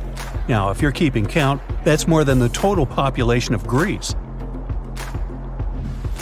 It's become America's favorite choice when it comes to going on vacation. It's easy to see why hopping aboard a cruise ship becomes more popular each year. Heading out on a cruise is also coming back in style with newer generations. 2/3 of Gen Y and millennials say that cruising is their new preferred type of vacation. How's that? Well, let's see. It's easy to plan in advance. On board, you can find activities for all family members, and you get a chance to visit several different destinations in one trip. An added bonus of booking a cruise? You can sample various places for a future time off. The entertainment on board is often top-notch, providing passengers with an added taste of luxury. And the amenities and accommodations are generally very reliable.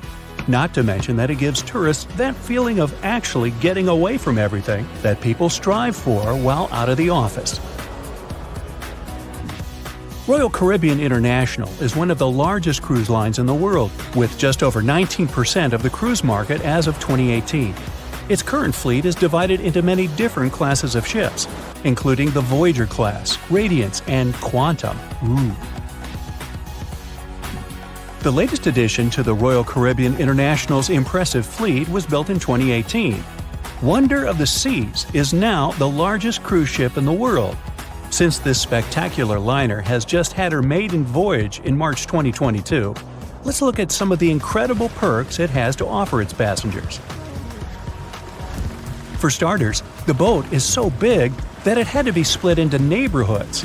Well, it figures since Wonder of the Seas can accommodate almost 7,000 passengers. Fond of New York? Well, no worries. Wonder of the Seas has a central park of its own, with an estimated 10,000 plants to check out.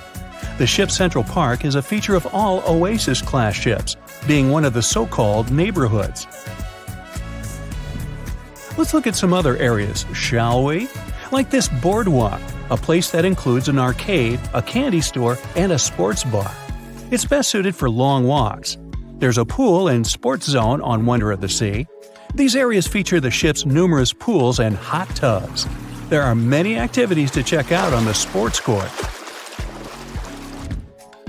Then there's the Royal Promenade, or Promenade if you prefer. That's the main road on Wonder of the Seas, with bars, lounges, and places to grab a cup of coffee, or a luxurious latte. The entertainment neighborhood is the focal point for leisure activities on the ship. Here, guests can find a comedy club, an ice skating rink, and even a theater. The spa and fitness area is a tranquil zone with a huge array of treatments available. The fitness center is free of charge, by the way, so there's no excuse for guests to skip a leg day. An extra 8th zone was added to Wonder of the Seas. It's called the Suite Neighborhood. This is an exclusive area designed for guests staying in the suites. Oh, now I get it. It's located at the top of the ship. Guests here have designated staff members called Royal Genies. Yeah, if you rub a lamp in your suite, they appear. Nah, not really. The genies are similar to butlers. They can cater to just a few cabins.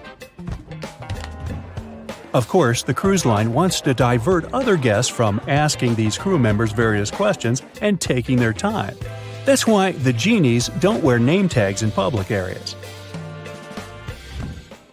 As for its itinerary, Wonder of the Seas was initially supposed to be homeported in China, but Royal Caribbean decided to move the liner to the United States. In March 2022, the ship started its journey with 7-night Eastern and Western Caribbean itineraries. In May 2022, Wonder of the Seas is scheduled for a trip to Europe, with Western Mediterranean cruises from Barcelona and Rome planned for its guests. Passengers will also be able to visit Palma de Mallorca, Spain, and Capri, Italy. When the summer season is over, Wonder of the Seas is scheduled to return to Florida to offer year-round sailing starting November 2022. And by the way, there is no truth to the rumor that a special cruise only for highly allergic and hay fever sufferers will be called the Wonder of the Sneeze. Nope, not at all. Now, it's hard to imagine a ship so massive that can accommodate so many amenities on board. For example, the Titanic was the largest ship of its time, measuring 882 feet in length. And Wonder of the Seas is not only 1,188 feet long, it's also 36% taller and 34% wider. Speaking of lifeboats, which I am about to, Titanic had a mere 20 lifeboats on board, which was tragically not enough to fit all the passengers after the ship hit the iceberg. But Wonder of the Seas has an even smaller number of lifeboats, 18 to be precise. Sounds weird and dangerous? Well, not really, given that each of these lifeboats can accommodate up to 370 people. It means that all the passengers and crew members, an estimated 8,000 people if fully booked, are going to be safe in case of an emergency. If we could somehow have a race between the two ships, well, Titanic was in fact the faster ship out of the two, beating Wonder of the Seas by 1 knot per hour. Cruise ship passengers today are more interested in the experience rather than the speed of the boat itself. That's why how fast a ship can travel is not an extremely important aspect nowadays. In terms of costs, Titanic cost around $7.5 million at the time of its construction. It's the equivalent of about $200 million today. How about Wonder of the Seas? Well, it cost a staggering $1.35 billion to build, making it 6 times more expensive than the Titanic. How about we compare ticket prices? Well, in this case, the least expensive ticket on Titanic was £7. It's about $1,000 today. The cheapest ticket on Wonder of the Seas is currently $423, but prices may vary depending on the location, season, itinerary, and how much you tip your royal genie.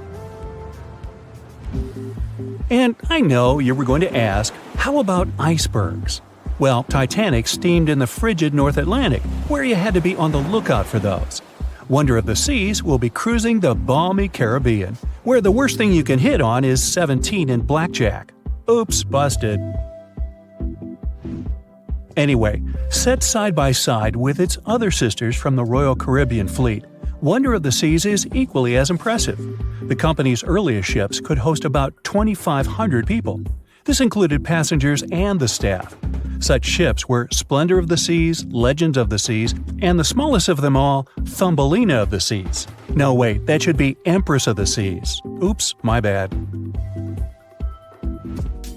The largest ships in the company's fleet can now house about 9,000 people altogether. That's almost 3 times the size and capacity of the earlier liners. Wonder of the Seas is one of them, as well as Harmony of the Seas and Symphony of the Seas. Are you seeing a pattern here? Yup, if you ever encounter a ship with Of the Seas in its name, it's safe to assume it belongs to Royal Caribbean. But if it's a can of tuna, it might actually be Chicken of the Sea. Hey, I like tuna. Now, choosing between cruise ships based on their size is like wondering if you should visit your local museum or the Louvre in Paris. It all depends on your preferences. Some families prefer small settings. Others are fan of large spaces that can provide everything they need. Historically, it's equally as exciting how far we've come in terms of maritime transportation. The SS Royal William, for example, was the first boat to ever make a transatlantic voyage almost entirely steam-powered in 1833. And it was a mere 160 feet long and could house roughly 155 passengers. And if the seas were calm, then they were housed less roughly. Similarly, the first modern megaship in the world was the MS Sovereign of the Seas. Launched in 1987, it was only 888 feet long and could carry a little under 3,000 passengers. Size and capacity are not the single improvements added to newer cruise ships out there. Recent technological developments in artificial intelligence and facial recognition have allowed cruise operators to ensure faster, smoother boarding for passengers. If, in the past, it took from 60 to 90 minutes for all passengers to board a ship, nowadays, cruise ship operators manage to get people comfortably settled in less than 15 minutes. Now, I'm sure you're already eager to book a ticket, But let's look into some of the more interesting activities you can try on board Wonder of the Seas. This way, you'll know what you're getting yourself into. All Royal Caribbean ships have loads of artworks available for their guests to enjoy. But Wonder of the Seas goes above and beyond, even featuring statues of astronauts in key locations around the ship. You'll find the first astronaut looking through the glass at the promenade, while a second one is busy rock climbing at the boardwalk. The third and last astronaut is more of a movie fan. This statue can be found near the movie screen sitting area. Going astronaut sightseeing is proving to be quite the experience among guests. In the areas with no access to sunlight, Wonder of the Seas features virtual balconies. In case of bad weather, guests can still have a feeling of the outdoors, but without having to hide from wind or rain. Teenagers have a place of their own reserved on the ship. There's a special club with a private hot tub, selfie area, games, and comfortable seating.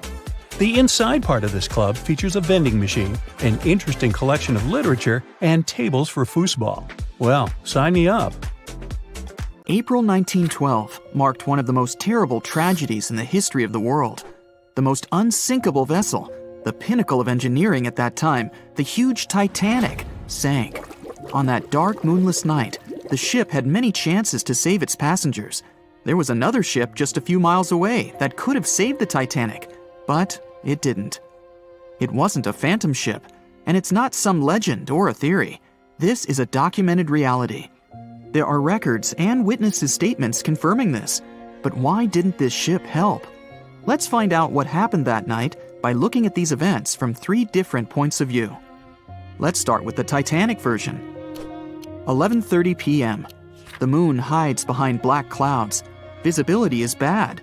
Everything is calm on the Titanic.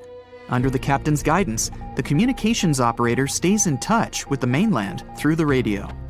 At this moment, some stranger breaks into the frequency, interrupting the operator's communication. It's unclear what this strange man wants and what he's talking about.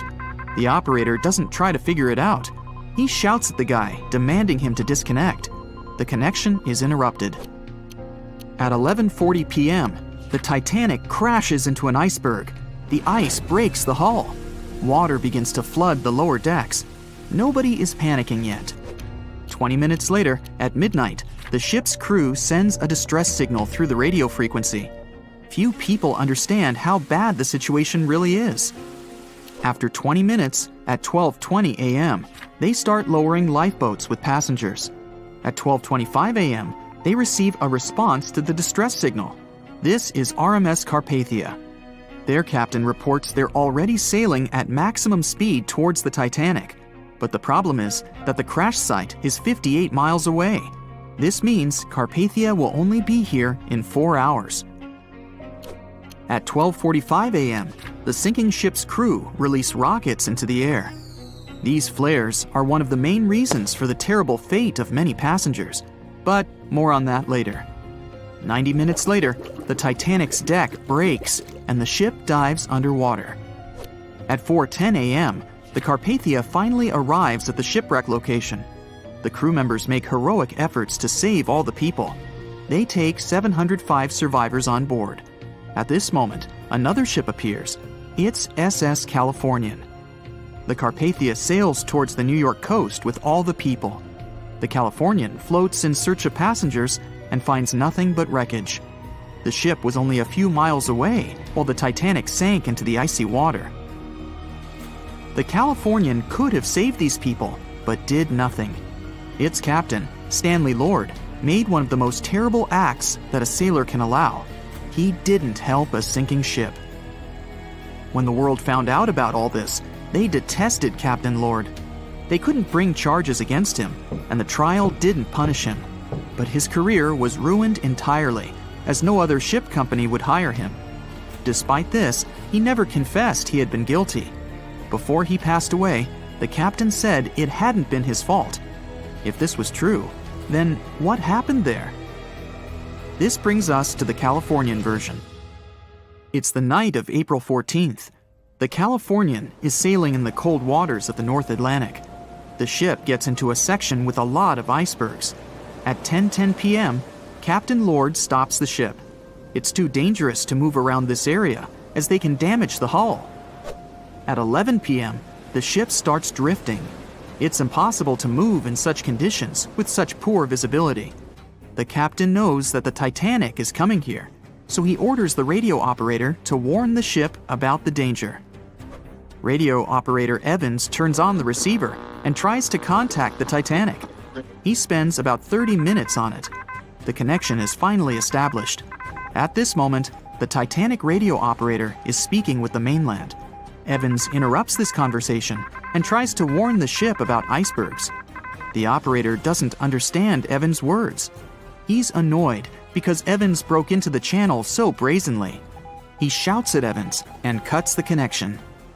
Tired, Evans turns off the receiver and informs his superiors about the incident. It's still a mystery how the captain reacted to this news. He probably thought the Titanic knew about the danger. He lets Evans go to bed.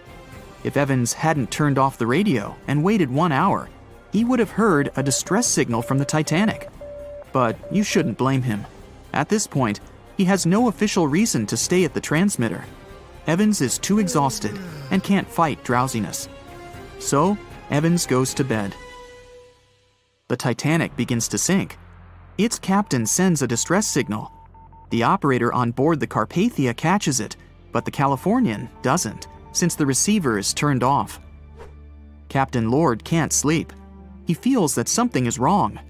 Meanwhile, the Titanic is rapidly sinking under the water. The captain gives the order to launch rockets into the air. And here is where one of the critical mistakes takes place. They release warning lights, but they are not red. The crew forgot to take red rockets on board for some reason, so they lit up the sky with a bright white light. If you need to send a distress signal, you need to release red lights. Captain Lord sees these lights, but doesn't perceive them as a cry for help. It can't be that there are no standard red rockets on such a massive ship as the Titanic. But, unfortunately, it can. Captain Lord thinks the Titanic is sailing away. Perhaps there is some unknown reason behind those white lights, but he doesn't really know. So, Captain Lord has no idea that the Titanic is sinking. He still decides to contact the ship, but this time, not through radio communication. Captain Lord doesn't wake up the radio operator and sends a signal to the Titanic through a signal lamp. It's important to understand that many old-school captains didn't take radio communication seriously. They didn't understand the value of this technology. That's why Captain Lord doesn't wake up Evans. He sends light signals, but the Titanic doesn't respond. Many survivors later mentioned seeing the flashing lights of the Californian, but there was nothing they could have done. The ship's crew doesn't hear their cries for help. At 2:20 a.m., the Titanic completely goes underwater. A little more than 2 hours later, radio operator Evans wakes up and turns the transmitter on.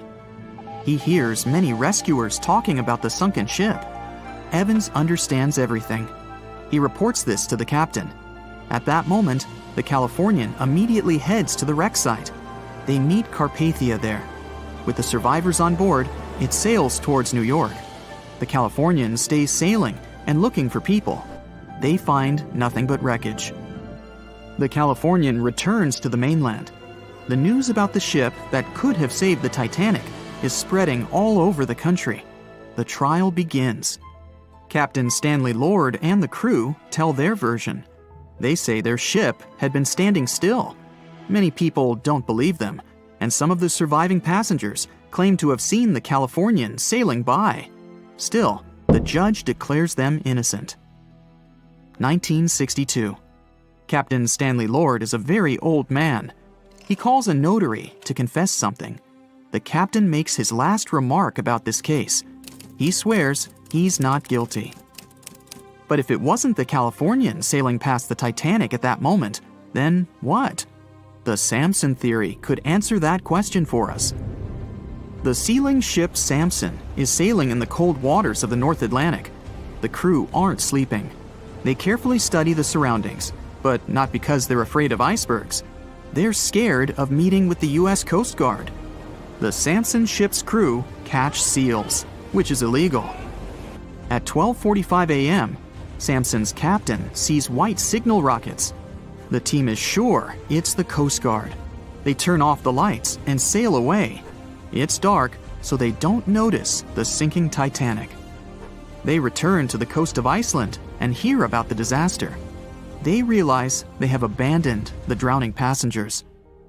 The nephew of one of Samson's crew members reads about this story in his uncle's diary. The nephew asks for permission to publish these recordings.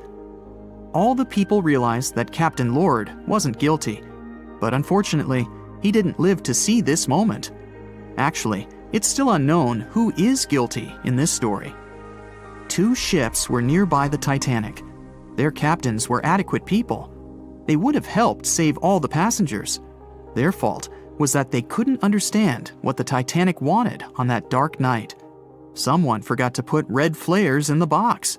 This small but fatal detail was one of the leading causes of the tragedy. The Bermuda Triangle is one of the most heavily traveled shipping routes in the world. Some skeptics believe that this fact solves the Bermuda Triangle mystery. Statistically, the busier the area, the higher the frequency of accidents and disappearances.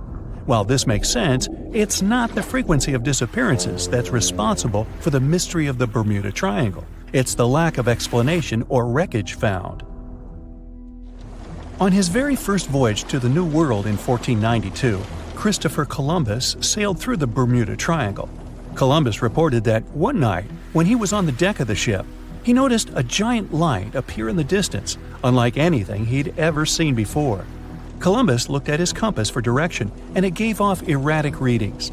You might have noticed that the Bermuda Triangle doesn't appear on any world map. This is because official institutions refuse to acknowledge that the area actually exists. No one exactly knows how many ships and planes have disappeared in the Bermuda Triangle. The rough estimate is 50 ships and 20 planes. Most of the time, the disappearances had no explanation and no wreckage has ever been left behind. When the TBF Avenger planes went missing, a massive search operation was conducted. Boats and planes searched the Bermuda Triangle for any signs of the aircraft. One of the boats searching was a PBM-5 Mariner airboat. The airboat took flight at 7:27 p.m. and called in a routine radio message 3 minutes later. Then, it was never heard from again. No trace was ever found of the rescue airboat or the 5 Avenger aircraft. A huge investigation was launched into the disappearance of all these vehicles, but nothing was ever discovered. The Bermuda Triangle is home to some pretty intense and unexpected weather. Storms build up quickly and unexpectedly, then disappear soon after. If you blink, you might miss it. This could explain why few distress signals are issued. Pilots and sailors never saw the weather coming. A popular theory suggests that rogue waves are responsible for the many disappearances. Rogue waves are called extreme storm waves by scientists. They occur when different weather patterns take place at the same time and cause large, unexpected waves that reach up to 100 feet tall. Witnesses say that the waves look like giant walls of water. These waves could explain why ships go down fast and without leaving any trace. Just off the coast of Japan, you'll find the Bermuda Triangle of the Pacific Ocean. They call it the Devil's Triangle. Between 1950 and 1954, 9 ships disappeared in this area without leaving a trace. The ship Kaio Maroon 5 was sent to investigate these unexplained disappearances when it also vanished. After this incident, the Japanese authorities labeled the area as a danger zone, and sailors were encouraged to avoid it. Some people blame all disasters on the extraterrestrial paranormal activity. Others suppose it's all about raging natural phenomena. Some scientists believe the cause of anomalies is the environmental changes. Also, there's a really high concentration of methane hydrates on the bottom of the ocean in the Pacific Bermuda area. This gas tends to set off, and when it happens, bubbles start forming on the surface of the water. These gas eruptions can interrupt the ability to float and can easily sink a ship. Because of this chemical reaction, there won't be even a trace left. Underwater volcanoes are said to be another possible explanation for the Japanese Dragon's Triangle. In fact, they can take down even small islands. Luckily, nobody lives there. It's a pretty common thing in this area that some of them disappear underwater and others appear out of the blue because of seismic activity. You'll never find the Dragon's Triangle on any official map of the world, so nobody's quite sure about how large it is in reality. In July 2015, 2 teenagers disappeared after setting sail off the coast of Florida. There's some mystery about what the 2 teens were really getting up to. They told their parents that they were just going to fish, but they told their friends that they were crossing to the Bahamas. Shortly after they left, a line of thunderstorms moved towards the area, and the boys were never heard from again. A massive search was conducted, but sadly, nothing was found. 1 year later, the pair's boat was found off the coast of Bermuda with a broken iPhone and some personal effects left inside. One of the most popular and bizarre theories trying to solve the Bermuda Triangle mystery comes from Charles Berlitz. He insists that the area is home to the lost city of Atlantis. The missing ships and planes and malfunctioning equipment, according to him, were all caused by rays of energy let out by the special energy crystals that power Atlantis. While this sounds silly, Berlitz's theory was convincing enough that over 20 million people bought his book worldwide. Previously, the compass wouldn't work well in the Bermuda Triangle since the lines of the 2 poles coincided here, true north and magnetic north. But if you fall into this line, your compass will behave strangely. But the magnetic north is constantly shifting, and now it's far beyond the triangle. No legend says pirates of the last centuries operate in the Bermuda Triangle, or that the Flying Dutchman makes other ships disappear. A popular theory is that ships travel to the distant past or future through a time portal in the Bermuda Triangle. Fortunately, these are all myths. Just imagine hundreds of giant tentacles reaching out to a group of ships sailing through the Bermuda Triangle. In the past centuries, they could easily sink an entire fleet, since the ships were made of wood and were lighter. Squids wrapped decks with their strong tentacles, made holes in the ship's hulls with their sharp beaks. Toothy suction cups could break the masts and tear the sails. The water was filling the holds and slowly rising to the deck. The ship sank in a matter of minutes. Survivors reached the shore and told everyone about huge monsters. This is how the legends of the Kraken appeared. Fortunately, now people have sonars and equipment for monitoring the sea space. They say the main reason why this place is so enigmatic must be the magnetic fields that form this ominous triangle. Ocean floor is made of rocks containing a lot of magnetite. It's more like iron. Magnetic fields react to the high concentration of magnetite on the ocean floor, which may start a sort of conflict between the two. It can often lead to various weather anomalies and, as a result, navigation issues. And naturally, any changes in the ocean floor or the Earth's magnetic fields influence the Bermuda Triangle a lot. Magnetic fields tend to shift their position, so do tectonic plates and even the continents, even though we never notice it. The skies are usually very clear there, but back in 1883, some people witnessed abnormal things in the area. Some claim to have seen large blocks of ice falling from the skies, and the crew even managed to save one as hard proof. Seems like the Bermuda Triangle has an alternate not only on Earth, but even in space. Spacecraft usually don't disappear into thin air, though, like there's no air. This anomalous area is really large and stretches right above the South Atlantic. It occupies the area from Chile to Zimbabwe and sits right at the point where Van Allen radiation belts are the closest to the surface of our planet. The Earth has 2 such belts, which come in handy trapping the particles that shoot in from the sun. They do a great job protecting the Earth from radiation. The magnetic field there is lower, so it allows the Earth's radiation belt to come closer to the surface. Whenever a satellite passes by, it will be exposed to radiation, which might lead to serious damage. So, no satellite can take pictures of it. The South Atlantic anomaly is part of the Earth where natural radiation just flows out of control. Still, there is little evidence that all these triangles are really dangerous. Many believe the Bermuda Triangle itself has been proven time and again to be nothing but a work of fiction. In fact, some shipwrecks, such as the Ellen Austin, gained popularity in the middle of the 20th century, while nobody even thought of drawing a triangle in the Bermuda area before that. The mystery was popularized by science fiction writers and became a common myth. while no serious research proved it any more dangerous than other parts of the world's ocean. So, the crew of the Ellen Austin back in 1881 weren't even aware of the Bermuda Triangle back then, let alone afraid of it. What do you think?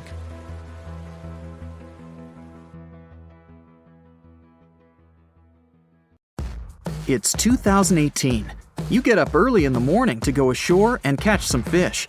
You come to the spot you were yesterday, throw the hook into the sea, and wait. The float is twitching. You've caught some fish, but hey, hello? Why aren't you doing anything? Right now, you don't care about the fish. You're looking at something in the distance. You open your mouth in surprise since you see a huge ship stuck on a shoal. It wasn't here yesterday, so it got here at night. Okay, it'll probably sail away sooner or later. You fish for a few more hours. During this time, you observe the ship and notice no movement there. Is it empty? Boats and the Coastal Service are sailing from the shore to the vessel. You decide to check it out too. You get in your old boat and go there. The mist descends to the water, making the ship look creepy. The colossal vessel is rusty and empty. But where is the whole crew? And how did it get there? The Coast Guard comes on board. They search the hold, the cabins, and the upper deck. There's someone's stuff, some remnants of food supplies, notebooks, and clothes. Everything suggests the crew has disappeared for some reason. Fishers who noticed the vessel first didn't see anyone coming down from the board. No radio signals were sent to the port, and no one reported about the ship. It appeared here from nowhere. The only chance to get any information is to look at the number and name of the vessel. This is Sam Ratulangi, PB 1600. The Coast Guard checks the information, studies the data of all the country ships, and no way. One company built the boat in 2001 in Indonesia. People used it to transport heavy loads across the seas around Asia. The ship had been properly operating for 8 years. People were delivering industrial goods to different points in the region, but something went wrong. In 2009, Sam Ratulangi was sailing near the coast of Taiwan, and that's it. There were no further records about it. There were no reports in any port. Everyone thought it must have drowned, so no one had been looking for it for years. And then, 9 years later, it appears here, big and rusty, off the coast of Myanmar, without sailors, without fuel. An investigation starts. City services are trying to find out the names of all the sailors working on the ship and find clues that would lead to solving this mystery. They also hope the ship owner will appear soon. They find 2 tow ropes on board. This means that some other ship towed Sam Ratulangi to this place. Then they identify and find 13 crew members. These people say they wanted to reach the factory in Bangladesh to repair Sam Ratulangi. Another vessel helped tow the ship, but then 2 cables tore off, and a storm began. No one wanted to stay on board during such weather, so the crew members left it. No one knows what the ship has been doing for the last 9 years, and how it was possible without people on board. And here's another, much more mysterious ship story. On February 16, 2020, locals found a large cargo ship stuck on a rocky shore off the coast of an Irish village. The boat looked rusty, with holes in the hull and rotten parts. People hadn't seen this vessel the day before, so it appeared there at night. The last time people saw the Alta cargo ship was a few months earlier, thousands of miles off the coast of Ireland. That day, the Alta was sailing in the waters of the Atlantic Ocean. Another ship, the MS Protector, noticed it. MS Protector crew members tried to contact the ship, but received no response. The people on board realized that they were facing an empty vessel. And then, 5 months later, it appeared near the coast of Ireland. There are more questions than answers in this story, but we managed to find something out. In 2015, the Alta appeared and disappeared from the radar several times. Any ship has an internal tracking system, so people can track its route using satellites. But Alta crew members often disabled this system. Perhaps they were engaged in some illegal activity. Anyway, in 2017, the ship often sailed between the ports of Greek islands. Then, the tracking signal disappeared and appeared only 10 months later, off the coast of North Africa. During this time, the ship changed several flags. In September 2018, the Alta was southeast of Bermuda and headed for Haiti. Then, the crew started facing problems. First, the main engine failed right in the middle of the Atlantic Ocean. The ship began to drift. Several days passed, but the crew members weren't able to repair it. They began to run out of food and water supplies. The situation got even worse when they found out that a hurricane was approaching the place. Fortunately, they managed to contact the U.S. Coast Guard. A helicopter flew to the Alta on October 2nd to bring them some supplies. There was enough food for several days. Then, a rescue boat sailed to the ship. It evacuated all the sailors and delivered them to Puerto Rico before the hurricane. The Alta had to drift alone in the ocean. After a while, another ship approached the Alta to tow it to the shores of Guyana. But at this moment, everything went wrong. Someone stole the boat, disabled the tracking system, and sailed away in an unknown direction. After almost a year, the MS Protector found the empty Alta in the waters of the Atlantic Ocean. And then, 9 months later, the ship without a crew sailed to the shores of Ireland. How did it manage to travel across the Atlantic and get to the coast of Ireland? It's still a mystery. Maybe it was just luck. No one else saw the ship all this time. It was just covering huge distances, surviving storms. Who's the captain? What happened to the thieves? Who owns the ship now? One day, someone called the village administration and introduced themselves as the vessel owner. But that unknown person didn't provide any evidence. They found several barrels of oil on the ship, which they took away by helicopter. The Alta was rusting. Corrosion of metal could damage the environment. The vessel had no commercial value, yet it would have taken millions to get rid of it. There were 3 options for what to do: leave the ship where it was, tow it into the sea and let it sink, or disassemble it for scrap. But nature had its own plans. Storms and strong waves split the hull into 2 parts. The Alta was drifting without a crew in the waters of the Atlantic Ocean for about 2 years. But this is nothing compared to a ship that was traveling for 38 years. The record belongs to the SS Bechimo. It was a merchant vessel owned by some trading company. In 1931, the ship found itself on the ice off the coast of Alaska. Its movement slowed down. A thick layer of ice blocked the ship, and a strong storm only made the situation worse. The blizzard was so intense that the crew members couldn't see anything but a white veil in front of their eyes. Sailing any further was impossible. The team had to wait for the storm to end. They waited for a day, 2, 3 days. A week had passed, but the snowstorm was only getting stronger. Then, one day, it grew weaker. The crew members split into 2 teams. The first team went to the nearest city. The second group, along with the captain, stayed on board. They set up camp next to the ship and waited for the blizzard, which had started again, to end. There was 0 visibility. And finally, one day, the storm was over. Great! And now, wait a minute.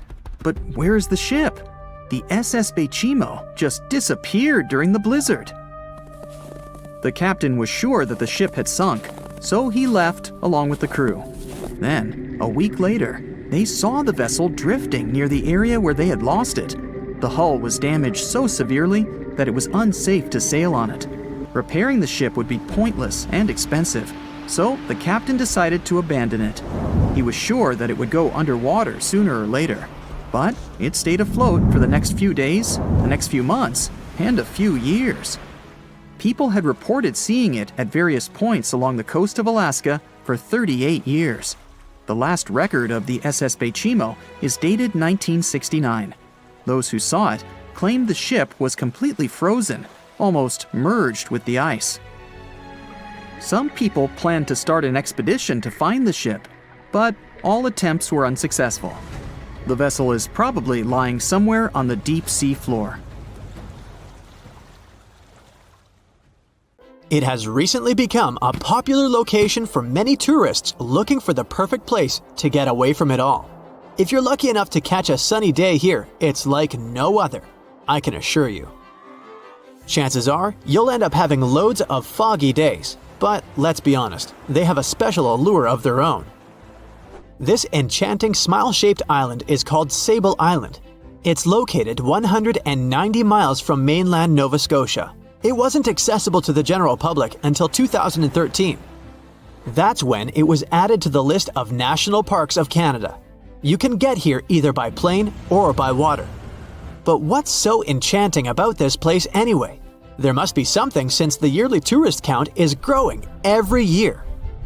Firstly, there's a spectacular number of wild horses here. There are between 200 and 500 horses roaming free all over the island. There's also a large population of gray seals. The place is also the only breeding location of a rare bird species called the Ipswich sparrow. If you're already considering a trip here, there are some things you need to know first. Remember that fog I mentioned earlier? Well, it turns out that Sable Island is the foggiest place in the Canadian Maritimes. I'm talking about approximately 127 foggy days each year. During such days, Sable Island literally disappears underneath a thick layer of fog. You won't be able to explore the place on your own either. The local regulations state that visitors need to travel within a group, and they also need to keep a 197-foot distance from the wildlife they can encounter here. As charming as this place may be, it holds a dark secret hidden beneath the sandy dunes, and it has nothing to do with beautiful creatures living here or the island's unique vegetation. Apart from being known from its horses and seals, Sable Island is infamous for an overwhelming number of shipwrecks.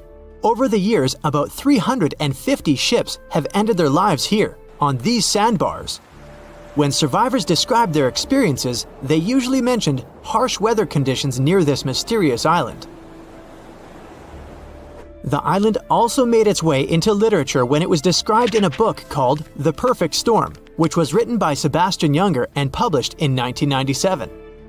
The book was so successful that it was later adapted for the big screen in 2000, with George Clooney playing the leading role. The first recorded shipwreck near Sable Island dates back to 1583. The boat was named the HMS Delight and was under the command of British adventurer and explorer Sir Humphrey Gilbert. Only 17 people managed to survive the catastrophe by escaping in a small boat. Records mention that they spent 7 days at sea before reaching the shores of Newfoundland. In 1884, another vessel named the Nicosia struggled in the thick fog as well. The ship was completely destroyed, but fortunately, all 18 crew members managed to survive. The captain's son was almost lost at sea when a lifeboat capsized when he was climbing into it. He somehow managed to stay underneath the lifeboat, which was completely submerged. When this lifeboat righted, he eventually emerged from the water and was rescued for the second time. The years between 1947 and 1999 were relatively quiet on the island. In 1999, though, a yacht called the Merrimack ran aground near the shore of the island at about 2 a.m. on July 27th. The 40-foot fiberglass boat had a crew of only 3 people. Natural gas exploration workers, who were luckily not far away, rescued them. The crew managed to fly safely to Halifax the next day. The owner of the Merrimack tried to recover his boat by hiring local fishermen. Unfortunately, this operation was unsuccessful, since only the fittings of the yacht were eventually saved. It took no more than 6 weeks for the sand and waves to crush and completely break up the hull of the Merrimack. So what is it about this place that's so dangerous for boats? Does it have anything to do with the weather? Or maybe there's other forces at play? The explanation turns out to be a bit more complex, and it wasn't easy to figure out, at least not way back in the 1500s. First of all, the island is located close to one of the world's richest fishing grounds. Since it's also near one of the major shipping routes between Europe and North America, hundreds of vessels sail past it each year. The likelihood of shipwreck increases when there are so many boats roaming around the area. Sable Island is also in the way of most of the storms that move up the Atlantic coast of North America. It's no surprise that boats often get hurtled straight onto the shores of this island. The weather has a lot to do with it too. During the summer season, the warm air from the Gulf Stream creates a dense fog as it merges with the cool air by the Labrador Current that passes by the island. Other currents don't help the matter. Sable Island is next to the meeting point of three major ocean currents: the Gulf Stream, the Labrador Current, and the Belle Isle Current. Since the 1950s, radars and other modern navigation tools have been used on commercial vessels as well. Up until then, the sextant was the main instrument used to figure out a ship's location. It doesn't mean that sextants weren't accurate, but this instrument couldn't work properly without a clear view of the sun or stars, which means it didn't help much in dense fog, such as the one surrounding Sable Island, or when it was cloudy. Often during bad weather, the captain of a ship navigated, relying on their experiences and intuition based on the ship's speed and direction. That's why most of the survivors in shipwrecks near Sable Island said that the captain had simply miscalculated the ship's position, crashing into Sable Island by accident. This dusty, sandy land is as unfriendly to ships as it is to trees. There's reportedly a single tree on the whole island, and it looks a lot more like a bush. It's actually a pine tree. And since the famous island horses don't see it as much of a food source, it somehow managed to survive. Reports say that the tree was planted back in the 1950s. Local authorities were trying to grow a forest on the island to make it a bit more welcoming. They've planted tens of thousands of trees over the years, more than 69,000 evergreens, 600 fruit trees, and about 55 pounds of pine seeds, along with other plants which could survive the conditions on the island. But they were no match for the extreme weather and sandy soil. Out of all those plants, just one pine tree is still alive. Thanks to its resistance, it has even become a symbol of Sable Island. Interestingly, for around 40 years, the island also had just one inhabitant. Can you imagine that? One person living on a remote island for so many decades? It's the story of a woman called Zoe Lucas. She chose to surround herself with the only residents on the island: the horses, the gray seals, and the many species of birds. An esteemed naturalist, she mentioned in an interview she gave back in 2017 that she was used to living on the island and that she never got lonely. To survive here, she had to put together an essentials kit.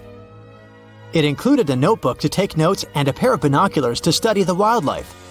You can safely assume she wasn't scared of the intimidating surroundings, since she decided to eventually call this place home. At first, Zoe wanted to set up camp on one end of the island, near some abandoned buildings. But eventually, she settled in a wooden house near a bunch of sand dunes.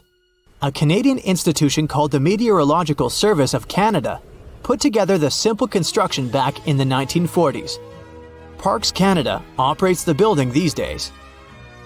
Zoe's work included gathering as much data on the local horse population as possible. It could help scientists better understand how they managed to adapt to the unfriendly environment. She also helped gather the debris that made it to the shore to help track pollution levels. Among all the rubbish that she collected, there was a refrigerator and a crate full of fresh peppers. Some other specialists eventually started working rotating shifts on Sable Island to offer the brave woman a little bit of company now and then. In 1945, 5 TBF Avenger aircraft took flight for a routine training exercise around the Bermuda Triangle. In the middle of the exercise, the planes were struck by intense rain and heavy winds, despite the clear weather forecast. The pilots became extremely disoriented and radioed the base to report that their navigational equipment had stopped working. The last thing the base heard was, "When the first plane drops below 10 gallons, we'll all go down together," and then static. The 5 planes and their 14 crew members were never seen or heard from again. On his very first voyage to the New World in 1492, Christopher Columbus sailed through the Bermuda Triangle. Columbus reported that one night when he was on the deck of the ship, he noticed a giant light appear in the distance, unlike anything he had ever seen before. Columbus looked at his compass for direction, and it gave off erratic readings. You might have noticed that the Bermuda Triangle doesn't appear on any world map. This is because official institutions refuse to acknowledge that the area actually exists. A popular theory suggests that rogue waves are responsible for the many disappearances. Rogue waves are called extreme storm waves by scientists. They occur when different weather patterns take place at the same time and cause large unexpected waves. Witnesses say that the waves look like giant walls of water. These waves could explain why ships go down fast and without leaving any trace. The Bermuda Triangle is home to some pretty intense and unexpected weather. Storms build up quickly and unexpectedly, then disappear soon after. If you blink, you might miss it. This could explain why few distress signals are issued. Pilots and sailors never saw the weather coming. No one knows exactly how many ships and planes have disappeared in the Bermuda Triangle. The rough estimate is 50 ships and 20 planes. Most of the time, the disappearances had no explanation and no wreckage has ever been left behind. Another bizarre theory trying to solve the Bermuda Triangle mystery comes from Charlie Berlitz. He insists that the area is home to the lost city of Atlantis. The missing ships and planes and malfunctioning equipment, according to him, were all caused by rays of energy let out by the special energy crystals that power Atlantis. While this sounds silly, Berlitz's theory was convincing enough that over 20 million people bought his book worldwide. In the year 1800, a large sailing vessel called the USS Pickering departed from the U.S. on its way to the West Indies. The ship sailed into the Bermuda Triangle along with its 90-man crew and was never heard from again. The USS Pickering was the first ever confirmed ship to vanish in the Bermuda Triangle. It's believed that the ship was taken out by a storm, but because no wreckage was ever found, we'll never know for sure. When the TBF Avenger planes went missing, a massive search operation was conducted. Boats and planes searched the Bermuda Triangle for any signs of the aircraft. One of the boats searching was a PBM-5 Mariner airboat. The airboat took flight at 7:27 p.m. and called in a routine radio message 3 minutes later. Then, it was never heard from again. No trace was ever found of the rescue airboat or the 5 Avenger aircraft. An enormous investigation was launched into the disappearance of all these vehicles, but nothing was ever discovered. This particular area of the ocean is one of the most heavily traveled shipping routes in the world. Some skeptics believe that this fact solves the mystery. Statistically, the busier the area, the higher the frequency of accidents and disappearances. While this makes sense, it's not the frequency of disappearances that's responsible for the mystery of the Bermuda Triangle. It's the lack of explanation or wreckage found. On the ocean floor, decomposing organisms let off large concentrations of methane gas that gets trapped under the water. This gas can build up until, boom, it ruptures. The gas surges up to the surface and erupts.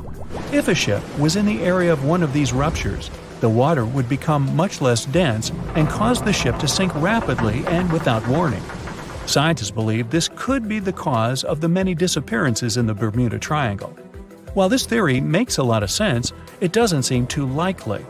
The U.S. Geological Survey has stated that no large releases of gas are believed to have occurred in this area for the past 15,000 years. The ocean floor is made of rocks containing a lot of magnetite. It's more like iron.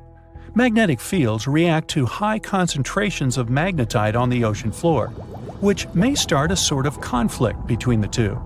It can often lead to various weather anomalies and, as a result, navigation issues. And, naturally, any changes in the ocean floor or the Earth's magnetic fields influence the Bermuda Triangle a lot. Since the magnetic field is constantly moving, it might be also taking the Bermuda Triangle with it. Now that people know where the triangle is, it's easy to avoid it. It supposedly moves eastward together with the magnetic poles, but scientists still can't answer where exactly it will be in a couple of years. Some people blame all the disasters on the extraterrestrial paranormal activity. Others suppose it's all about raging natural phenomena.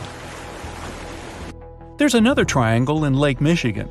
Just like the one near Bermuda, the Michigan Triangle got its shady reputation for some disappearances. The first recorded one dates back to 1679. A large vessel, one of the largest of that time, set out on an expedition, yet once it got in the sinister triangle, it never came back. Much later, an aircraft disappeared in this triangle. The skies are usually very clear there, but back in 1883, some people witnessed abnormal things in the area. Some claim to have seen large blocks of ice falling from the skies, and the crew even managed to save one as hard proof. Meanwhile, the Pacific Ocean Mystery Area is another sinister triangle. Off the south coast of Japan, not far away from Tokyo, there's a sea where plenty of ships met their doom, disappearing without a trace in these waters. They call it the Devil's Triangle. Some scientists believe the cause of anomalies is the environmental changes. Also, there's a really high concentration of methane hydrates on the bottom of the ocean in the Pacific Triangle area.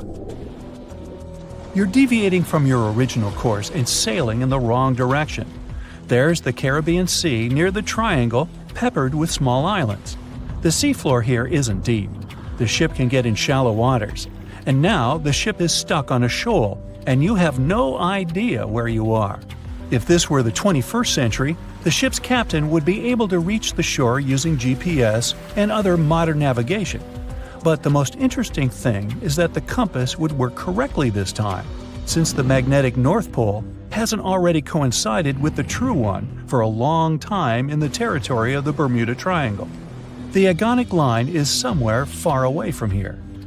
There are no problems with navigation now, but for some reason, this is where ships disappear. In fact, not just here. Throughout the Atlantic Ocean, there are places where many more ships were gone. The Bermuda Triangle is not even in the top 10 of such places. One of the main reasons why many ships are lost here is that one of the most popular shipping routes in the Atlantic passes through the Bermuda Triangle. And the more ships in one place, the more shipwrecks. Simple probability. Then, it just starts getting weird. Other theories say that there's a space-time rift in this region. Ships and planes fall into this rift and end up in the past or the future. But for some reason, there's not a single proof of this myth. There's no reason to think that the rift is hidden somewhere here. The base of an extraterrestrial civilization is located in the Bermuda Triangle. Visitors from other galaxies steal sea vessels along with the crew, so no one finds the wreckage of the ships. This is also a popular myth that has no scientific justification. The Kraken lives somewhere in the triangle. It's a huge squid that sinks ships and also is a legend that sailors tell each other. However, gigantic squids live in the depths of the ocean. They can grow to the size of half a train car, but no cases have ever been recorded where they sunk a large vessel.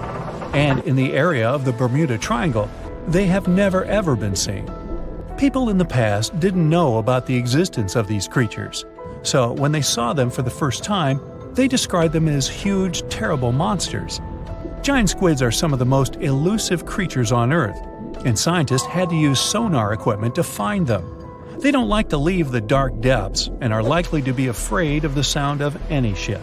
So, that should squash the squid as a suspect. Thick fog is rising over the ocean as the sun is slowly sinking towards the horizon. It's hard to see further away than a few dozen feet, but that's enough to notice a hulking, skeletal shape in the distance. As your ship approaches the figure, your heart beats faster, and then you make out the details of another vessel, abandoned by the looks of it. Ghost ships do exist, and their mysteries aren't always solved. Take MV Hoita, for example. It was a wooden vessel built in 1931 as a luxury yacht. It had served well to various people over 20 years before it was bought by a Samoan sailor and became a merchant ship. In 1955, though, Hoita's service came to an abrupt and mysterious end. On October 3rd, it set sail for another trading voyage that should have taken no more than 48 hours. Delays happen in the sea, so when Hoita didn't arrive on October 5th as scheduled, there was little worry yet. But then it failed to come on the following day too. There was no distress signal or any other sign of Hoita's presence anywhere between its departure and arrival points. A search and rescue party was dispatched to find the ship, and for 6 days, they were scouting the area of nearly 100,000 square miles. On October 12th, the mission returned to the base empty-handed. Hoita vanished without a trace. It was only a month later that another merchant ship, Tuvalu, noticed the missing vessel far away from its route, drifting in the open sea and listing heavily. The sailors boarded the ship and found that all of its crew and passengers, 25 people total, were missing, along with all the cargo the vessel had been carrying. The radio was tuned to the International Distress Channel, meaning that the crew had been trying to ask for help, but they couldn't reach anyone because the radio cable had been damaged, limiting the range to 2 miles. The lifeboats were missing as well, indicating that people on board must have left the ship. Unfortunately, they seem to have taken the logbook with them, leaving the rescue team clueless as to what had happened. Even today, the mystery of MV Hoita hasn't been solved yet. No one knows where the crew and passengers had gone and what had caused them to leave. SV Carol A. Deering wasn't a ghost ship in the usual sense of the word. There were no sightings of it in the open sea. Instead, it was found on the shore, but the circumstances of it running aground are a puzzle shrouded in mystery. Carol A. Deering was built in 1919 in Maine, and it was a large vessel made for commercial voyages. Unfortunately, despite its large cost of construction, it had only served for a year before its last trip. July 19, 1920. The ship was traveling from Puerto Rico to Rio de Janeiro via Newport News to deliver a cargo of coal. It was almost halfway to the final destination when the captain fell seriously ill, and the crew turned back to drop him and his son off and replace the captain. The voyage went without incident, but when it came to Barbados in December to resupply, there were strange moods among the crew. The first mate didn't seem to be happy with the new captain. No one paid much attention to it back then, when they probably should have. The last sighting of Carol A. Deering at sea was on January 28, 1921, when a lightship noticed it off the coast of North Carolina. There was some commotion on the quarterdeck of the ship, where the crew were normally not allowed. Then, another vessel sighted it, but there was already no one on the decks. On January 31st, the merchant ship was found hard aground in the Diamond Shoals, a site notorious for numerous shipwrecks that had been occupying there for centuries. When the search and rescue party boarded the ship, they found it abandoned, the log and personal belongings of the crew gone, along with the 2 lifeboats. There is still no answer to what happened on board of Carol A. Deering that January, although the most popular version was mutiny. Maybe we'll never find out the truth though. SS Bechimo is perhaps one of the most notable ghost ships in history. This large cargo steamer was built in 1914 in Sweden and plodded its way dutifully over 16 years, trading provisions for pelts with native tribes of Alaska and Canada. But then, on October 1st, 1931, Bechimo got caught in pack ice. At first, it seemed the crew would be able to wait it out and continue on their route because the ship broke free in a couple of days. But in less than a week, it became caught again, this time for good. In another week, a rescue party was sent to fetch 22 of the Bechimo's crew, while another 15 remained behind to wait through the winter if necessary and get the ship back. But a month later, after a powerful blizzard struck their camp, the sailors went out of their shelters only to find the ship gone. Luckily, a few days later, a native hunter told them Bechimo hadn't been lost yet. He'd seen it about 45 miles from where they had been stationed. They managed to track it down, but decided the ship wouldn't survive the winter, so they took the most valuable cargo from its hold and abandoned it. They were wrong though. SS Bechimo did survive that winter, and many more that followed. When the ice broke, it sailed away on its own, drifting listlessly along the shores of Canada and Alaska. There were numerous sightings of the ghost ship, sometimes adrift in the open sea, and at other times stuck in the pack ice again. People attempted to board and salvage it, but weather conditions or lack of equipment always prevented them. SS Bechimo was last sighted by native Alaskans in 1969, 38 years after its abandonment. What became of it later remains unknown. The story of SS Orang Medan is one of the most puzzling and harrowing ghost ship stories of the 20th century. No one even knows for sure if the ship even existed in the first place. It wasn't recorded in Lloyd's Shipping, the International Register of Ships, which makes it either a tall tale or a vessel that avoided being officially recognized for some shady reasons. In any case, the accounts as to what happened to the Medan vary.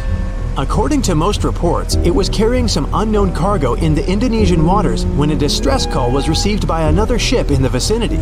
The officer on duty heard an SOS message, but its contents are different depending on the accounts. The message did not repeat, and the crew of Medan didn't answer to any attempts to contact it back. The ship that received the distress call hurried to the rescue, but they only reached the vessel the following day, when it was already drifting and slightly listing.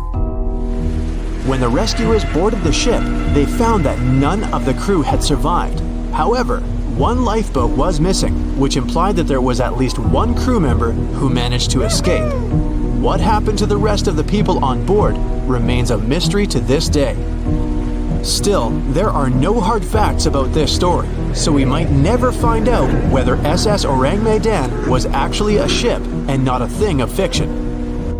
SV Zabrina was a 3-mast sailing barge built in 1873 for river trade ships in South America. She served for well over 4 decades, proving to be a sturdy and reliable ship.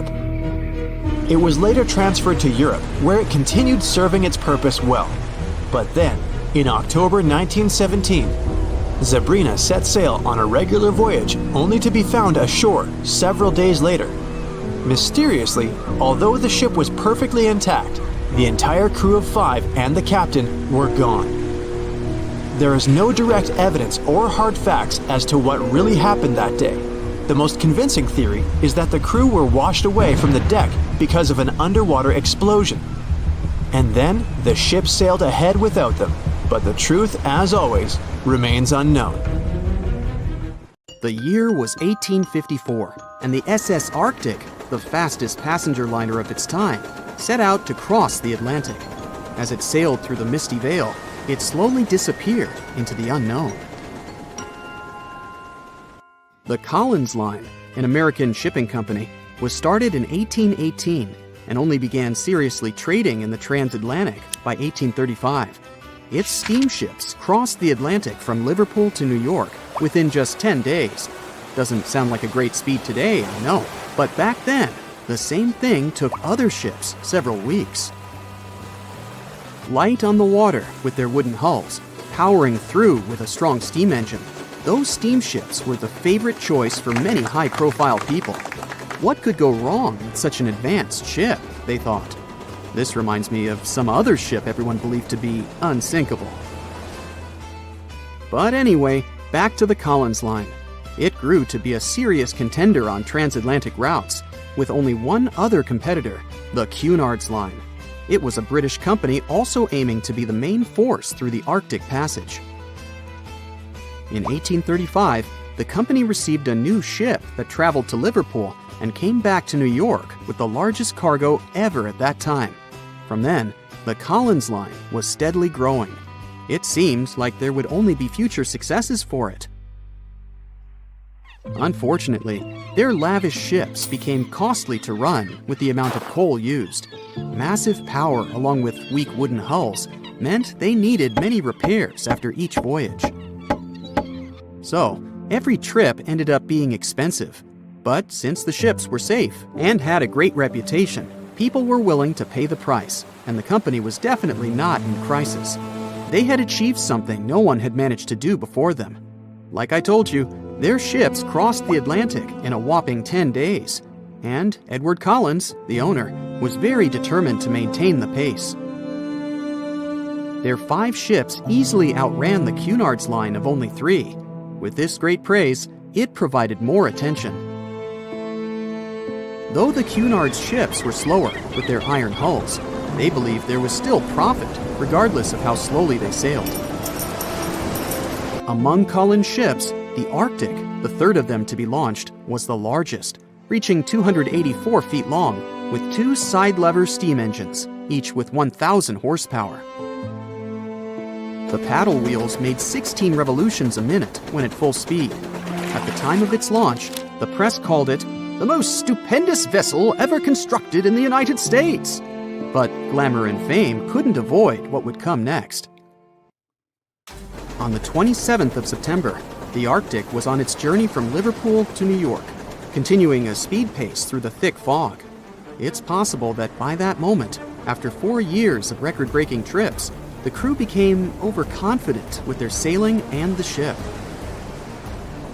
Going only 50 miles from Newfoundland, they carelessly continued through the fog with no radio contact, sonar, or any other form of identifying objects, equipped only with Morse code. A smaller ship, the SS Vesta, which operated as a fishing vessel, often worked around Newfoundland. It was passing through the same path as the Arctic and crashed into its side. Shocked by the collision, the captain of the Arctic offered help to the much smaller Vesta, but it was soon clear that the damage that seemed minor on the Arctic was far worse. Beneath the waterline, a hole was letting water into the hull. The cost of the much faster wooden hull now seemed less valuable. They steered toward land, trying to plug the holes, but they weren't doing so well, and the seawater continued to pour in, filling up higher and pushing the ship down. And finally, once the engine room was full, it put out the boilers, taking away the massive power the Arctic was once legendary for. They moved slowly until coming to a complete stop. The ship continued to sink, and the order was to abandon it. At the time, maritime law allowed for the Arctic to carry only 6 lifeboats, only capable of saving 180 people. The crew and some of the passengers managed to push their way aboard and took most of the seats on those boats. Things were pretty wild, and everyone forgot about their manners, not letting the ladies and the youngest ones board first. It took 4 hours for the Arctic to sink. 150 crew and 250 passengers were on board. Those that weren't able to find a lifeboat made a desperate attempt to build their own rafts from parts of the ship. 2 days later, only 3 boats made it safely to the shore. The other 3 were never found. Believe it or not, the rescue party also saved some people that had been clinging to the wreckage for 2 days. Unlike the crew, the captain went down with the Arctic, but amazingly survived. He would be only one of 85 people that made it, out of the 400 on board. When the news arrived 2 weeks later, the public responded with great sadness to the losses. Great anger soon followed towards the poor safety measures in the crew. The press published demands to change the laws for more lifeboats. It only made sense to have enough for every person on board a ship. But they ignored those requests. This neglect would lead to more disasters in the future. Enough lifeboats would only come into maritime law some 60 years later, after the disaster of the Titanic. Edward Collins' wife and 2 children were also aboard the ship and didn't return. He was heartbroken, but didn't stop running his business. The Collins line still had a reputation to uphold, the biggest, fastest, and most luxurious on the Atlantic. Edward Collins would now build an even better ship than any other. It was named the Adriatic, and it was the largest ship in the world, 354 feet long. With 2 alternating steam engines that had never been built of this size. These steam engines at the time were at the height of engineering, though today you can only see them in models and toys. With the new addition of 2 masts, the Adriatic would also be able to sail if needed. Luckily, they made some lessons from the disaster of the Arctic. But before their new ship, the Adriatic, was built, another disaster had occurred. The sister ship of the Arctic had also sunk. They believed this second ship was desperate to stay in front of the Cunard's line and hit an iceberg somewhere during the race. This weird contest took the lives of 141 people. The desperation of Collins and his weakly built hulls pushed the company towards bankruptcy in 1858. The newly built Adriatic, costing over $1 million, had only made 1 voyage in the end.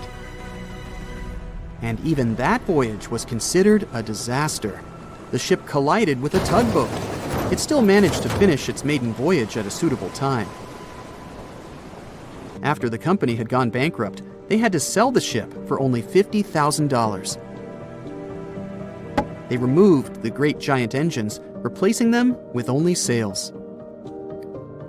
Although it was once the greatest ship on the high seas, it was only 30 years later until it was abandoned, labeled irreparable, and anchored in a river.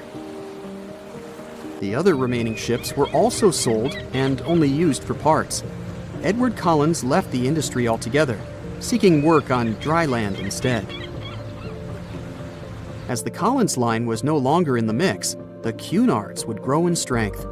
Without competition, they would win the Blue Riband for the next 30 years, and 180 years later, after producing hundreds of ships. They still have a constant presence on the seas as they provide transatlantic crossings, world voyages, and leisure cruises. To this day, the Cunard line is the only one to run ships between Europe and America, and it's great proof that it's not always the fastest that's the best.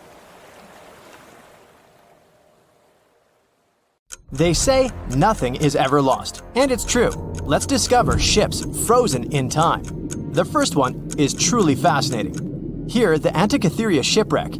It's a Greek trading ship from the 1st century BCE. It's located on the east side of the Greek island of Antikythera and at the merging point of the Aegean and Mediterranean seas. Around 2,000 years later, in 1900, a group of Greek sponge divers discovered the wreck. They were going to Tunisia, yet they were forced to find shelter from a storm on a nearby island. Since they couldn't go anywhere due to the storm, they decided to look for sponges until the weather got calmer. One of the divers discovered the shipwreck at depths of around 130 feet. Imagine someone going for a sponge hunt, but getting out to the surface with archaeological treasures. The captain of the sponge boat talked to the Greek officials about what they had found. The officials sent 2 ships to the wreckage. The salvage operation was successful, and discoveries are now in Greece's National Archaeological Museum in Athens. The findings included 3 life-sized marble horses, jewelry, coins, and hundreds of works of art, including a 7-foot-tall Colossus statue of Hercules.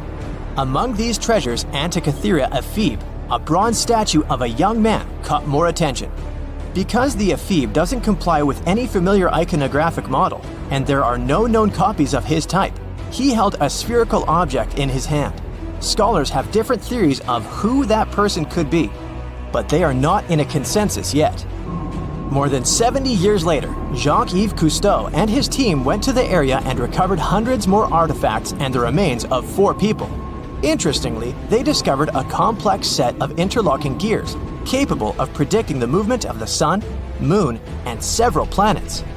The mechanism can also show the times of solar and lunar eclipses years into the future.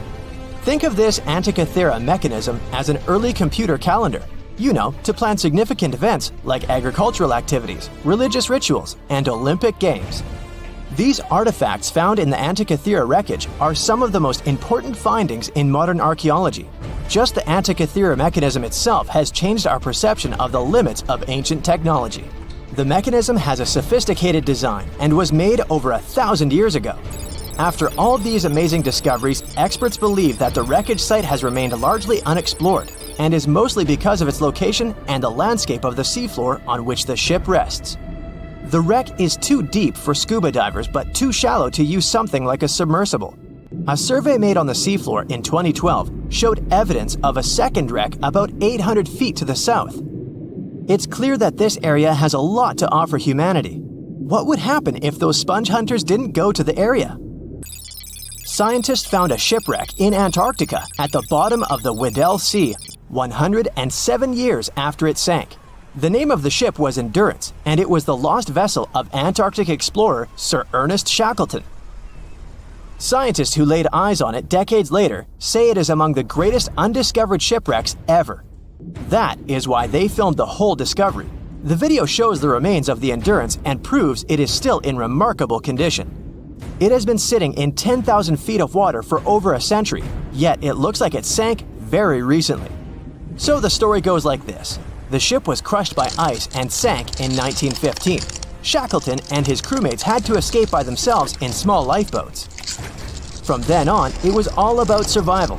Shackleton imagined to get his crew to safety. Then, the ship sank. Yes, this is a pretty impressive story. But why did scientists prize this ship? Firstly, Shackleton's Imperial Trans-Antarctic Expedition sailed to make the first land crossing of Antarctica. Yes, the crew was trapped in ice, but the intention was important. Secondly, it's about the challenge itself of finding the shipwreck. The Weddell Sea is almost always covered in thick sea ice. You know, the same ice that made the Endurance sink. Getting near the presumed sinking location is super hard, let alone being able to conduct research. Experts of the modern expedition team foresaw the time when the lowest extent of Antarctic sea ice would come using satellite images. They realized that the weather was in their favor to start an expedition. Dr. John Shears said that they have successfully completed the world's most difficult shipwreck search, fighting against constantly shifting sea ice, blizzards, and temperatures decreasing to -0.4 degrees Fahrenheit. Yeesh, I can't imagine the worst conditions in Antarctica if these conditions are in their favor. Lastly, look at this. It's timbers. They're very much intact. Plus, you can read the ship's name. It's still visible. Marine archaeologist Menson Bound says that this is the finest wooden shipwreck he has ever discovered. He has 50 years of career experience, so I believe the guy. So how come the wood is not rotten? Dr. Michelle Taylor, a deep-sea polar biologist, said that there has been little wood deterioration because the wood-munching animals are not in this forest-free region of Antarctica. Workers of a coal mine in East Serbia discovered 3 shipwrecks that had been there for at least 1,300 years. The largest shipwreck is an ancient Roman fleet. It's around 50 feet long with a flat bottom. It's estimated that the ship could carry a crew of 30 to 35 people. Looking at its hull, you can see the marks of repairs. Wow, this one had a lengthy career. You know, it gives us insight into more than 1,000 years ago. The 2 smaller vessels, on the other hand, match descriptions of boats used by Slavic groups to attack the Roman frontier. These 2 have been discovered under mud and clay in an ancient riverbed. Apparently, in those times, there was a Roman base in a place called Viminacium City. Interestingly, Viminacium was a provincial capital with an estimated 40,000 inhabitants in the 4th century CE. For comparison, it was even larger than Pompeii. The Kostelach coal mine is a center of hidden gems. Archaeologists had found evidence of ancient human and animal activity here before. For instance, in 2012, experts found bones of at least 5 woolly mammoths, which went extinct about 10,000 years ago. Canadian archaeologists found a ship 150 years after it went missing in the Canadian Arctic waters. This merchant ship is called HMS Investigator. It was purchased in 1848 to search for the explorer Sir John Franklin's ship that got lost in the Northwest Passage expedition. So, HMS Investigator left Britain in 1850 for this rescue operation. The expedition crew, captained by Robert McClure, sailed the Investigator into the water. He realized that he was in the final leg of the Northwest Passage, the sea route across North America. But before he could sail into the Beaufort Sea, the 122-ton ship itself got stuck in the thick ice. The crew spent the winter over the Prince of Wales Strait. The following summer, McClure tried again to sail to the end of the passage, but the ice blocked his way once more.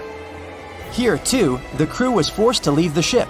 He steered the crew into the Bay of Mercy. There, they were to remain until 1853 when the crew of the HMS Resolute rescued them. Imagine a crew of 60 people who had to spend 3 winters in the Arctic without even knowing if they would survive. Later on, the ship was found sitting upright in about 36 feet of water. It was in very good condition. Arctic water has prevented the outer deck of the vessel from deteriorating quickly. The outline of the ship and its timber can be clearly seen. Plus, archaeologists have uncovered artifacts on land left by the sailors. They had unloaded everything before abandoning the Investigator. 3 sailor graves and 1 British naval shipwreck had also been discovered in the area. I wonder what else they could find there. Wow, it's the only place where 1 minute you're learning 17 natural ways how to get rid of houseflies, and the next, you're taking an epic journey straight into a black hole. More than 10 billion, with a B, views in total. That's 47 billion minutes watched, or more than 70,000 years. That's all the way back to the Ice Age. No, I wasn't around then. 40,000 videos, hundreds of topics, and most importantly you, a whole 44 million of you. Our viewers. We could populate an entire country if we wanted to. We'd like to continue helping you learn and giving you useful skill improvement tips. Got a thirst for knowledge? We've prepared 4 masterclasses on creating a 2D character animation from scratch, 10 hours of video lessons, practical tasks using professional software, and additional materials that you can use with your own projects.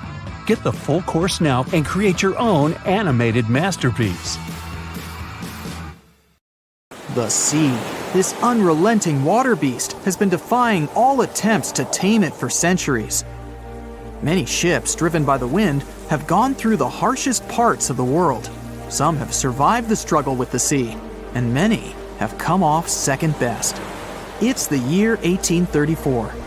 A ship called the Pilgrim is setting a course to sail from California to Boston. The journey will venture around South America and then past Cape Horn of Chile. Richard signs up as a merchant seaman aboard the Pilgrim. This is his first voyage at sea. The crew tells Richard stories of the Drake Passage off Cape Horn, a route that's legendary for its dangers. Countless ships and sailors have disappeared in those waters. Since Cape Horn's discovery in 1526, it's quickly become known to all those that have sailed around it as the ultimate test of any mariner's skill and of any ship's strength. Those that have survived the journey call Cape Horn a sailor's nightmare. Jack the helmsman, a salty veteran, steers the ship towards this most dangerous of all routes. Jack has been aboard the Pilgrim since it was first commissioned in 1825. He's passed by the Horn many times, each time learning a different lesson from the tests provided by the sea. The Pilgrim has been refitted since its past voyage a year ago. Richard values Jack's experience, given that it's his first journey at sea. Jack assures Richard of his confidence in the Pilgrim, even though it's just a small wooden brig with 2 masts. Jack's aware that wooden vessels are gradually becoming outdated, replaced by new steam-powered ships. But Jack prefers the maneuverability of the Pilgrim and would take it over the steel ships any day. Richard is excited to be aboard. There's so much to explore in life as a merchant seaman, but the guy struggles to acquire his sea legs on the boat. Forceful winds make the Pilgrim move faster, providing Richard with a quick introduction to life at sea. At the same time, nothing can prepare him for what is to be experienced at Cape Horn. It's the southernmost point of land before Antarctica. The gap between the icy continent and Cape Horn holds the infamous Drake Passage, approximately 700 miles between Cape Horn and the Antarctic Peninsula. Strong winds provide an uninterrupted, steadfast journey toward the Horn. But, as Jack tells Richard, the winds are more concentrated at the Drake Passage. They create a funneling effect, becoming stronger and more unpredictable. Richard is unsure of what this might mean for the Pilgrim, but understands that there's no easier route to travel around South America. A few days pass. The Pilgrim sails by the many islands that make up the western coast of Chile. Although the sea has been relatively calm, Richard continues to deal with his lack of sea legs. His movements are still not very graceful. The constant, ever-swaying deck rises and falls, and Richard finds it hard to get used to the motion.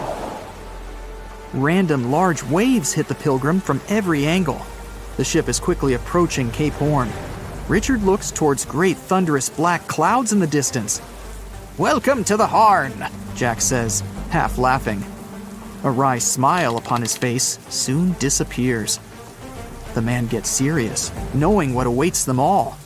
Stronger winds start blowing the sails as the crew scrambles to hang onto the ropes.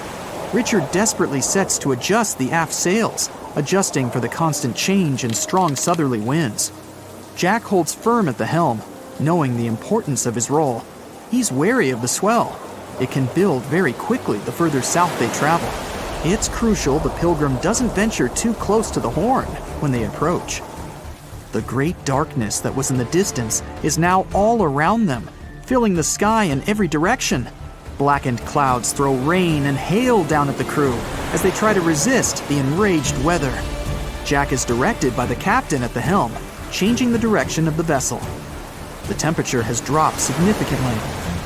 Barely keeping the water from his eyes, he turns toward the port side bow to provide his face a brief break from the torment of the wind. Looking out into the distance, the man sees the Horn standing alone, surrounded by mist. It's a haunting sight. He steers the Pilgrim along the face of the Horn, the distance getting shorter. The waves shrink in height since the depths become shallower, but these waves are much steeper and their angle can cause more damage to the wooden vessel. Jack's unsure how much of these waves the Pilgrim can take before the hull is breached. Richard, still posted at the aft sails, watches the water and icebergs floating by. He's unsure how large they actually are, since they're mostly hidden underwater. But he knows to alert Jack if any get too close. Just one iceberg hitting the Pilgrim will be all that the hull can withstand. Dutifully, he watches over the side and into the distance. Icebergs aren't the only thing to look out for. Rogue waves are common in these seas as well. The connecting Antarctic and Pacific Oceans, mixed with stormy weather, form waves together. This creates much larger rogue waves. Such waves have been known to reach up to 100 feet tall. They can destroy most vessels in their path. It'll surely be the end of the Pilgrim if it comes across a rogue wave. Strong currents adjust the route of the Pilgrim, as though the Horn is trying to lure the ship toward its rocky shallows. Slowly, they are getting pulled closer toward the Horn. Jack is fighting the current at the helm. Spinning the wheel, he strains his body as much as he can. Grunting, he plunges the wheel from the port side to starboard and back again. The captain keeps yelling directions. To a novice, they're extremely confusing. But Jack, a hardened veteran, continues to interpret the directions with ease, steering to readjust their course away from the Horn. The captain orders Richard to assess the hull below the decks. With the level of pounding the Drake Passage has provided so far, it's surely harmed the ship in some way. Richard runs to the deck as another sailor yells something at him, but the noise of the sea makes it difficult to hear. A wave hits the side, flowing onto the deck. Richard manages to hang on to the mast before he's almost swept overboard. The entire front deck seems to be underwater. Hanging on as the water rolls off the sides of the ship and waiting for it to clear, Richard watches the Horn slowly go past. Still, it beckons toward the Pilgrim, as though asking for its dues from the crew. The currents are still pulling the ship, while the storm is raging on, with no end of the struggle in sight. The storm is growing ever larger and fiercer. Richard gathers himself to head below and assess the damage. After a slow descent to the lower decks, Richard can finally look over the hull from the ship's quarters. There's no damage from what he can gather. But he's shocked by the depth of the water inside. It's now at waist depth. Cups, amongst other things, float in the water. Even inside the ship, the guy can't escape the waves. Unable to make sense of it all, he stands frozen, listening to the almighty power of Mother Nature outside. The sea roars even more wildly, waves constantly thudding against the hull.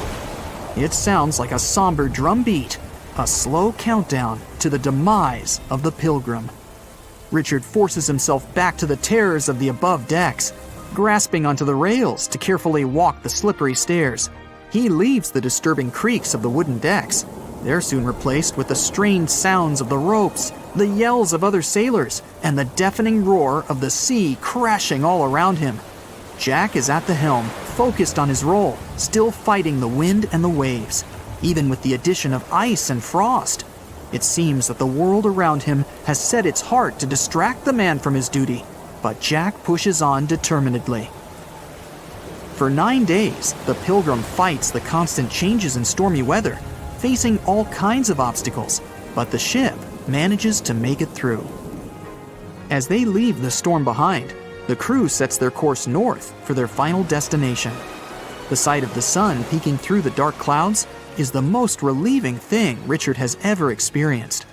Unfortunately, Richard lost his rations at some stage during the storm. At sea, if your rations are lost, it's your own bad luck. Luckily, Jack is kind enough to share some of his. The megalodon was the biggest shark to ever live. Not only that, it's one of the biggest fish and the largest predator in Earth's history. They've been known to reach lengths of up to a whopping 70 feet. That's over 3 times longer than the biggest great white shark on record. The females have also been found to be around twice the size of the males. The megalodon could swallow a small car without it even touching its teeth, if cars had been around then. Its teeth could grow to over 7 inches long. It looks like we're going to need a bigger boat, and best make it steel-plated, as this shark can easily gnaw its way through ships. The underwater terror could bite a ship clean in half, with the highest bite force ever calculated for any animal, living or extinct. The force of its ferocious bite was up to 40,000 pounds. That's around 108,000 times the strength of a human's and 10 times the force of a modern crocodile's bite. Its chomp is so strong that it makes the T-Rex's bite look about as powerful as my granny's after she's taken her dentures out. In fact, the Meg was so big and powerful that it had no natural predators. It was the uncrowned king of the seas, swimming freely from ocean to ocean. This cosmopolitan creature was found all over the world, from America to Europe and Australia to Japan, assuming there were countries back then. Meg fossils have been found on every continent except Antarctica. Everybody skips Antarctica. Science tells us that the megalodon went extinct over 3.6 million years ago. But could they still be alive at the deepest depths of the ocean? Only around 80% of the ocean has been explored, and its deepest point, the Mariana Trench, is over 7 miles down. So who knows what's lurking at the bottom? If you did manage to make it down, it is unlikely that you'll run into a Meg, though. The sharks, like us, preferred warmer coastal waters. Deep ocean living would be too cold for the beasts, and food would be scarce. Their entire bodies would also have to evolve to avoid being squished by the enormous water pressure down there. It's unlikely they're still around, but not impossible. Some good news, if you do run into one, is that the shark is pretty unlikely to eat you. You are way too small a meal for the megalodon, even if you have a couple of friends with you. This guy eats whales that are over 50 feet long. If you're having a beach party, though, it's a different story. In a beach full of swimmers, the shark very well might creep up, scooping several humans into its giant mouth without even chewing. But wait, let's rewind. How does the shark take down a 50-foot whale?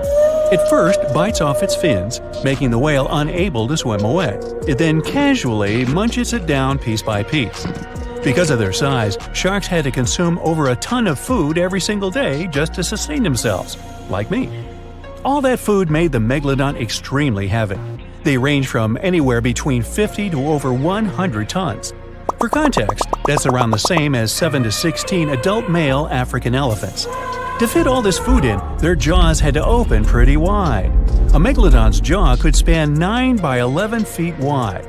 That's easily big enough to swallow 2 adult humans side by side. The fearsome name megalodon comes from 2 Greek words, mega meaning big and odont meaning tooth. So combined, they mean what? Big tooth. And it certainly lives up to its name. Just one of its chompers is the same size as a human head. It had 276 humongous teeth in total across 5 terrifying rows. In all of history, only a couple of saber-toothed cats and the T-Rex had consistently bigger teeth. Now that's a showdown I'd like to watch. The megalodon vanished millions of years ago, leaving only huge teeth to be found by modern archaeologists. They literally disappeared with very few traces left. Scientists believe that over time, sea levels dropped and the ocean temperatures went down rapidly. Over a third of all marine life was wiped out as the oceans cooled and a number of animals at the bottom of the food chain plummeted. This had a catastrophic effect on the hungry predators at the top. Sorry guys. It became way too cold for these sun-loving sharks too, which made it difficult for them to reproduce since they gave birth in warm waters. The megalodon is usually described as a sort of giant great white shark, but this is just a common myth. In fact, the ancestors of today's great white existed at the same time as the Meg. But they weren't best buddies, and were even in competition with each other. The great white shark was a better hunter, using its smaller size and agility to snap up the Meg's prey quickly. They were also known to eat Meg pups, who were only half their size.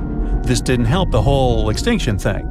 Even infant megalodons were huge, coming in at just under 7 feet. While a great white was no match for an adult meg in a head-to-head fight, they sure weren't scared of stealing their food. This only left the bigger fish and whales for the meg, but its food supplies began to run out as the whales swam to the cooler new seas. The whales adapted to prefer the colder temperatures, leaving our friend the meg behind.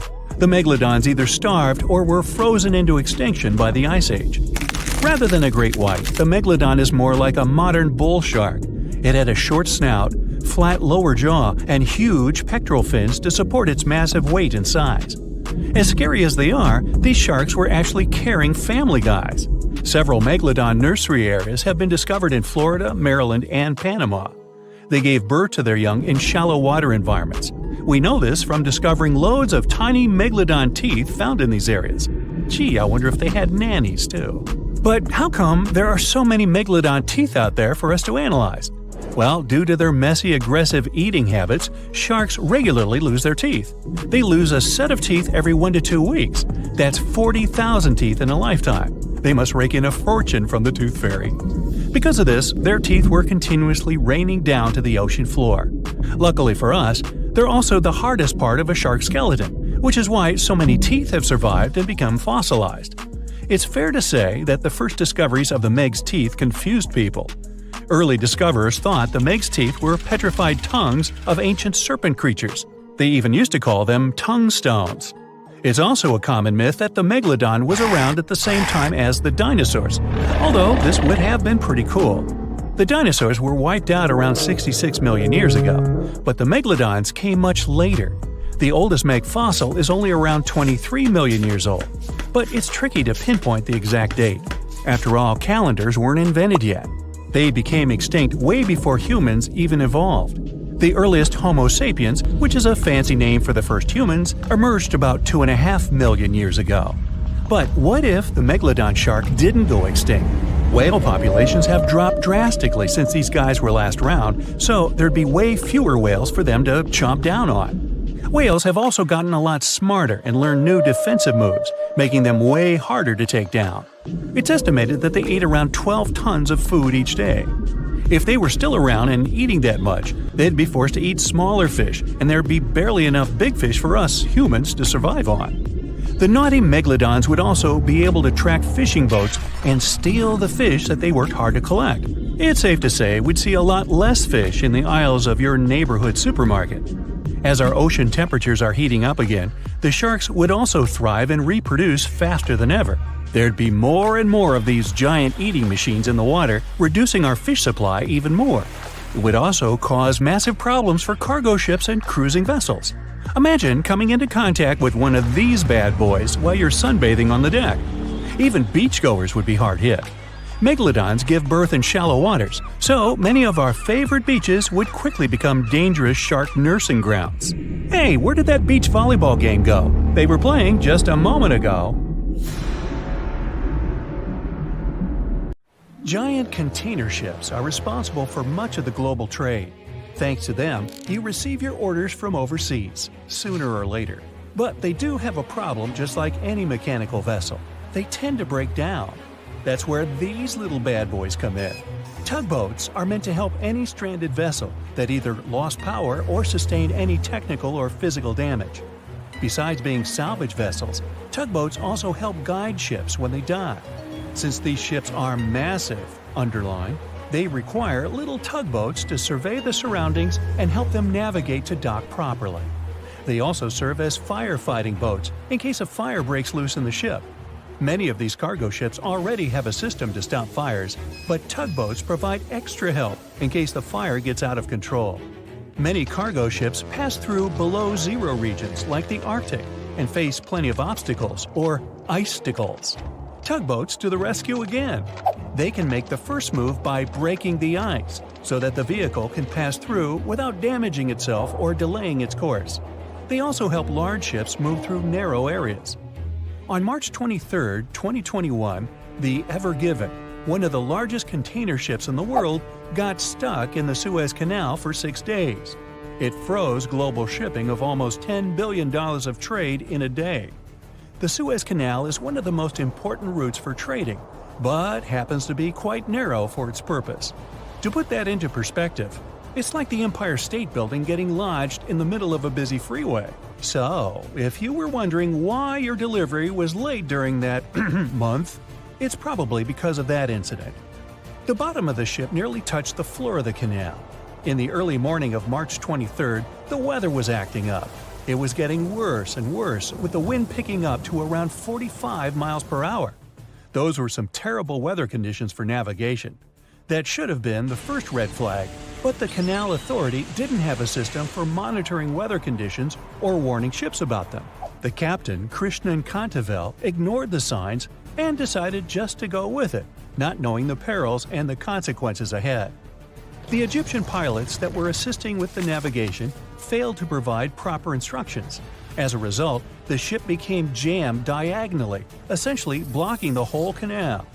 The canal authorities didn't provide tugboats for some reason, which is why it was stuck for 6 days.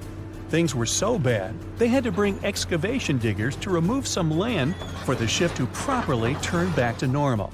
So, these little tuggers are really important for world trading to work. The vessels are getting bigger and bigger, with the world depending on import and export more than ever. They're built for going long distances rather than maneuvering in tight spaces and corners.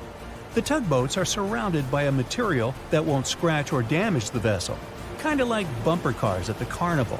They can either push or pull. But one thing's for sure, more than one is needed to help a ship get back on its aquatic feet. Ships don't have a lot of water passing over the rudder for them to turn quickly, and they risk damaging the engine if they push it too hard. They can either tow it directly or indirectly. The tug is pulling the vessel either in front of it or from side to side. They can also push it from one side to another. These tiny boats are like ants compared to giant ships. Their success secret is that they're floating on the water, which means there's no solid foundation for them to struggle. As a result, pushing and pulling is easy. Many newer tugboats have 2 large diesel-powered engines. There are also some electric models which are good for the environment and still do their job well. Shipping boats in general are better for the environment than trucks and planes, but are slower. Shipping vessels mainly carry food, clothing, electronics, furniture, and my stuff. The biggest ship can carry the Eiffel Tower on its back like it's no big deal, although getting it over to the ship would be. They're 1,000 times more powerful than a regular car. If all the containers in the world were arranged in a pile, it would cover half the planet. If you ever walked on a beach in the 90s and saw what appeared to be a rubber ducky, you weren't dreaming. In 1992, a shipping crate holding 28,000 rubber ducks was lost at sea while journeying from Hong Kong to the U.S. They say it fell off the ship and has been around the world's oceans for more than 20 years. What seemed like a horrible accident that would leave dire consequences for the world's marine ecosystem proved to also be helpful for us to learn and understand the world of plastic pollution and how the ocean currents work. These ducks seem to have had quite the journey when they broke free from their container life. Some reports showed they got washed up on the shores of Alaska, South America, Hawaii, Pacific Northwest, Scotland, Australia, and even froze in the Arctic. Rather than making their way to thousands of bathrooms in the U.S., they went rogue and backpacked around the world to see what else lies beyond tiled walls and bubble baths. Many were collected and removed from the seas and oceans, while some are still out there. There are around 2,000 of these duckies circulating in the currents of the North Pacific Gyre. In case you were wondering, that's a place where the currents meet and whirl with one another between Japan, Alaska, Kodiak, and the Aleutian Islands. They've even created a website to track these ducks down with a contact form that lets people inform of one or many ducks they find across the world. But who knows? Maybe we'll never recover every single duck that was lost at sea at the time. This is just one incident out of many. Studies show that at least 2,000 to 10,000 shipping containers are lost at sea every year. Many containers that do slip off and fall into the sea don't always sink to the bottom. They're floaters. On the downside, they don't float high enough to become colorful islands that are easy to notice. They float like icebergs, with just the top of the container showing, which means that any passing ship or boat won't see it from above. If they pass through it, then significant damage can happen to the ship. They can't stay floating forever, so they end up sinking after many days of being suspended in the open water. Some people have even seen shipping containers washed up on shore after being stranded at sea. These bad boys have been made to last for a very long time. If you take proper care of them, the life expectancy of each container can stretch for more than 20 years. It's pretty amazing that they travel all over the world and are filled and refilled with new items many times. They go through all sorts of weather conditions and have to survive in different climates. Many modern houses are made out of retired shipping containers designed with a nice aesthetic touch. Shipping container houses provide the exact same living conditions, except they look cool. Besides looking cool, they're economically friendly compared to regular houses. You can save plenty of money with the structure pretty much halfway done. All that's needed is just a little foundation and a few adjustments here and there, and boom, you've got yourself a house. You're also doing the world a favor by contributing to the environment. Those homes are recycled containers that have just been refurbished and polished for anyone to live in. They're good enough to live in freezing conditions and scorching weather. The industry is booming, so you can have your new home delivered to you within 10 weeks. You can customize it before they build it for you. It's easy to transport since it's not heavy, it's just bulky. You can predict your cost without the surprise payments that might follow. Many of these containers start their journey in a steel yard and travel all over the world. And in the end, they retire in a nice piece of land and host families that will get to be a part of their history. Wow, I can hardly contain myself. Ships and planes disappearing without a trace. Passengers never seen or heard from again. Reports of strange lights in the sky. No, these aren't scenes from an upcoming Hollywood blockbuster, but some of the strange occurrences reported for over a century in an area ominously dubbed the Graveyard of Lake Ontario, also referred to as Canada's Bermuda Triangle, or the Marysburg Vortex. It stretches across a portion of Lake Ontario from Kingston to Prince Edward County in Canada, and down to Oswego, New York in the US. The tales about this area can be as chilling as the frigid lake water on which they took place. The most unsettling story involves the schooner called the Bavaria. It was 1889, and the ship was being towed across the lake. Rough waters severed the tow rope, and the Bavaria floated away. Luckily, the schooner was later found safe and fully intact. But there was one thing missing: the crew! Not a single person was found on board. What makes the story even more bizarre is that the dinner table was set, a loaf of bread was discovered, freshly baked, and the captain's money and his papers were fully accounted for. There was even a pet canary happily chirping away as if nothing was amiss. What happened to the crew? We may never know. And this was not a unique incident.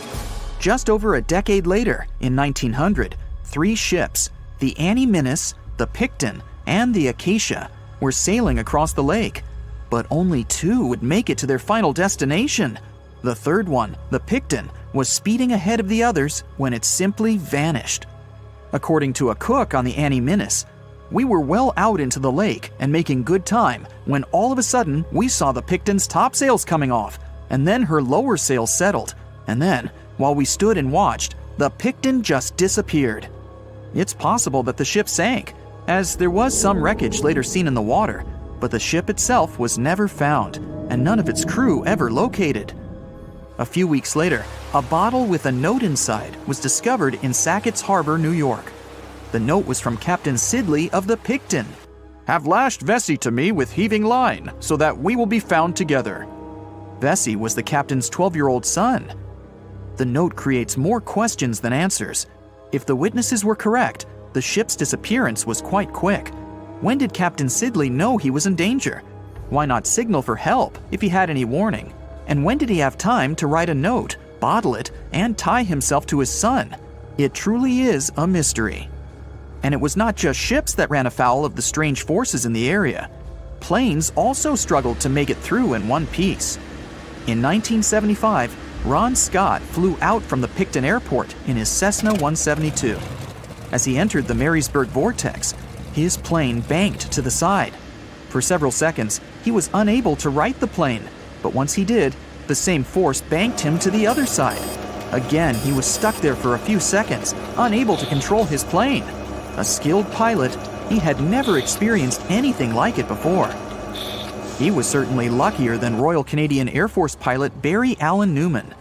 Newman was at the same spot back in 1952, when he lost control of his jet and crashed into the lake. To this day, his body has not been found. In total, over 270 ships and at least 40 planes have met a tragic end in this area. And adding to the mystery, sometimes people report a series of bright lights or orbs, or a dark ship hovering in the sky. These are even harder to explain. Witnesses willing to report them are adamant they are true. Sid Wells said he watched a strange shape like a multifaceted diamond slowly spinning in the sky, and then it just disappeared. Others claim to have seen it too. Of course, the Marysburg Vortex is just one of several places around the world known as vile vortices, a term coined by biologist and writer Ivan T. Sanderson. He discovered 12 other equally spaced areas on the surface of Earth where funny things happen. The best known of these, of course, is the dreaded Bermuda Triangle. Situated in the Atlantic Ocean between Bermuda, Florida, and Puerto Rico, it has been blamed for the disappearance of thousands of people. They went in, on boats or in planes, but they never came out. Even the explorer Christopher Columbus experienced the mystery of the Bermuda Triangle during his first voyage to America in 1492.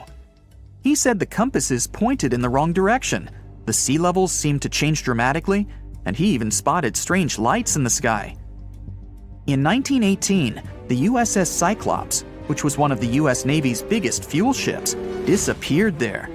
Since the 309 crew members were declared lost at sea when the Cyclops vanished, it's seen as the largest loss of life in the history of the US Navy in a single incident.